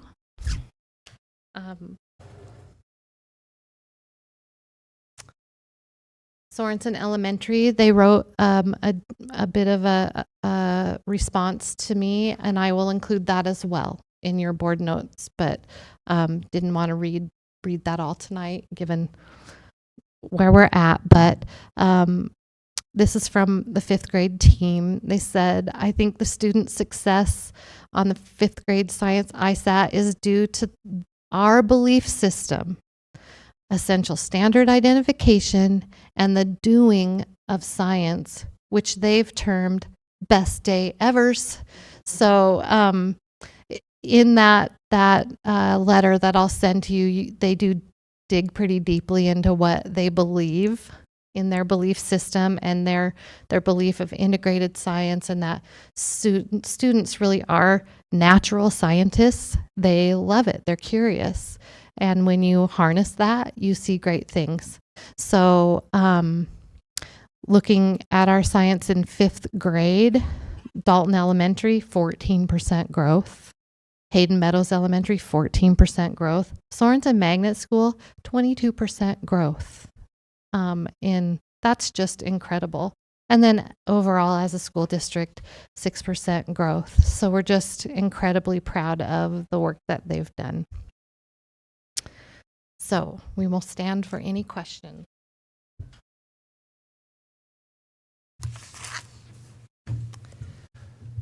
No questions. Shannon, we messed up tonight because we should have done this presentation first and then yours. No, And ma'am. so You in the agenda when the room is full, and so I next told year Shannon, we're gonna thank you all day long.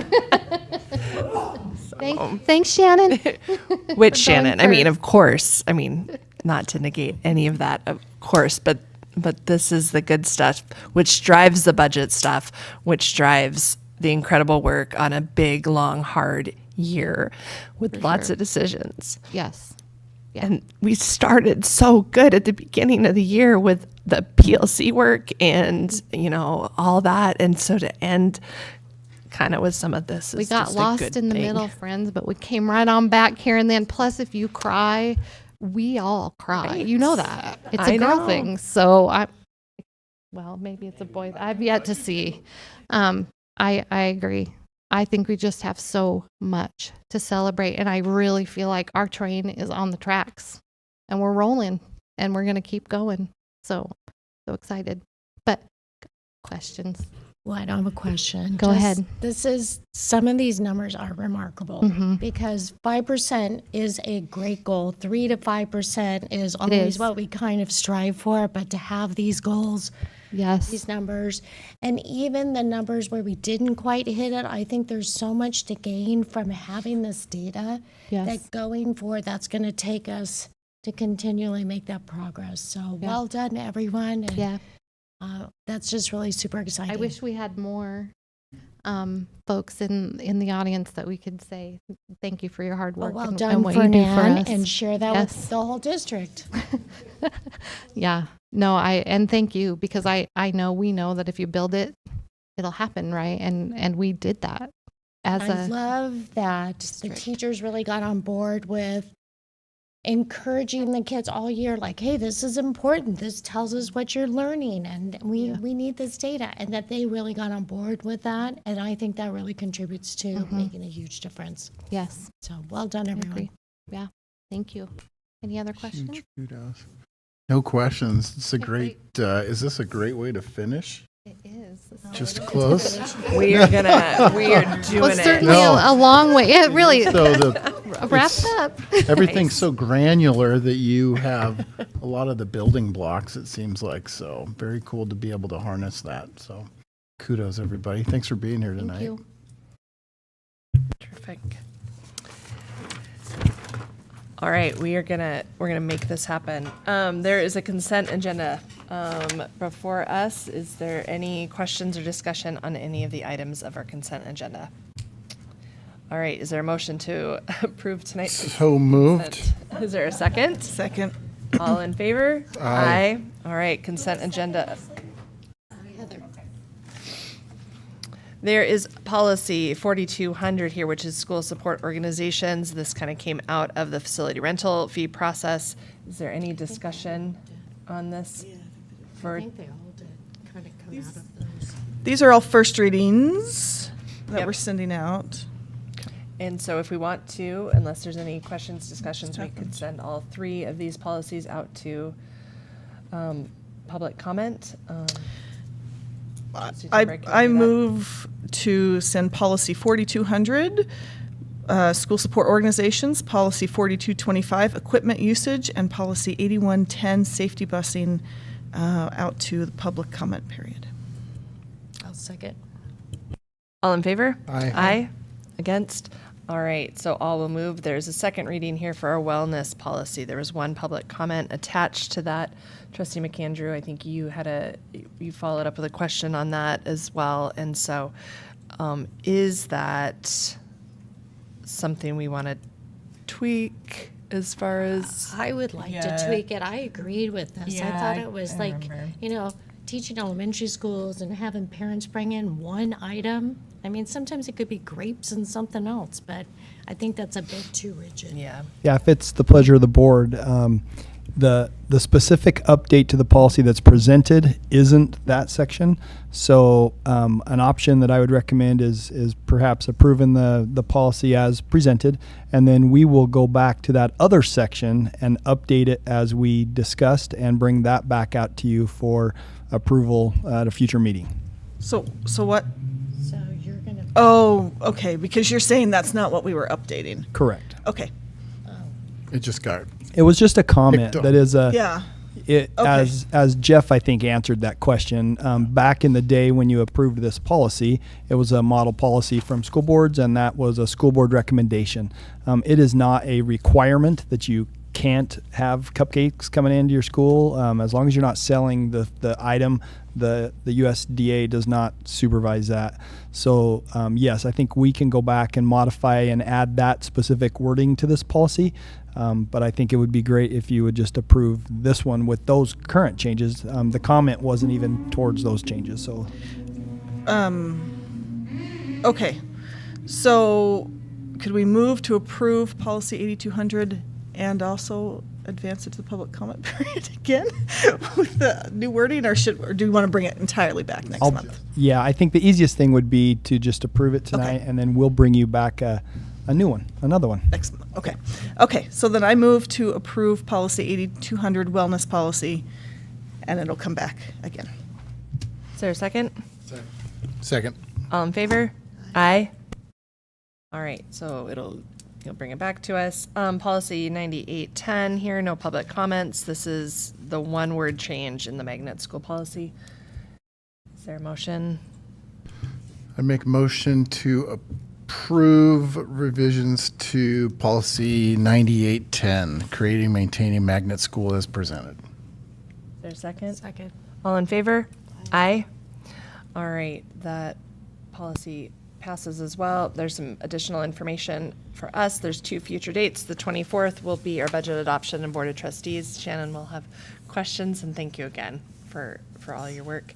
And then we've got a regular meeting, and that meeting date has somewhat changed. And so is the July 8th date now.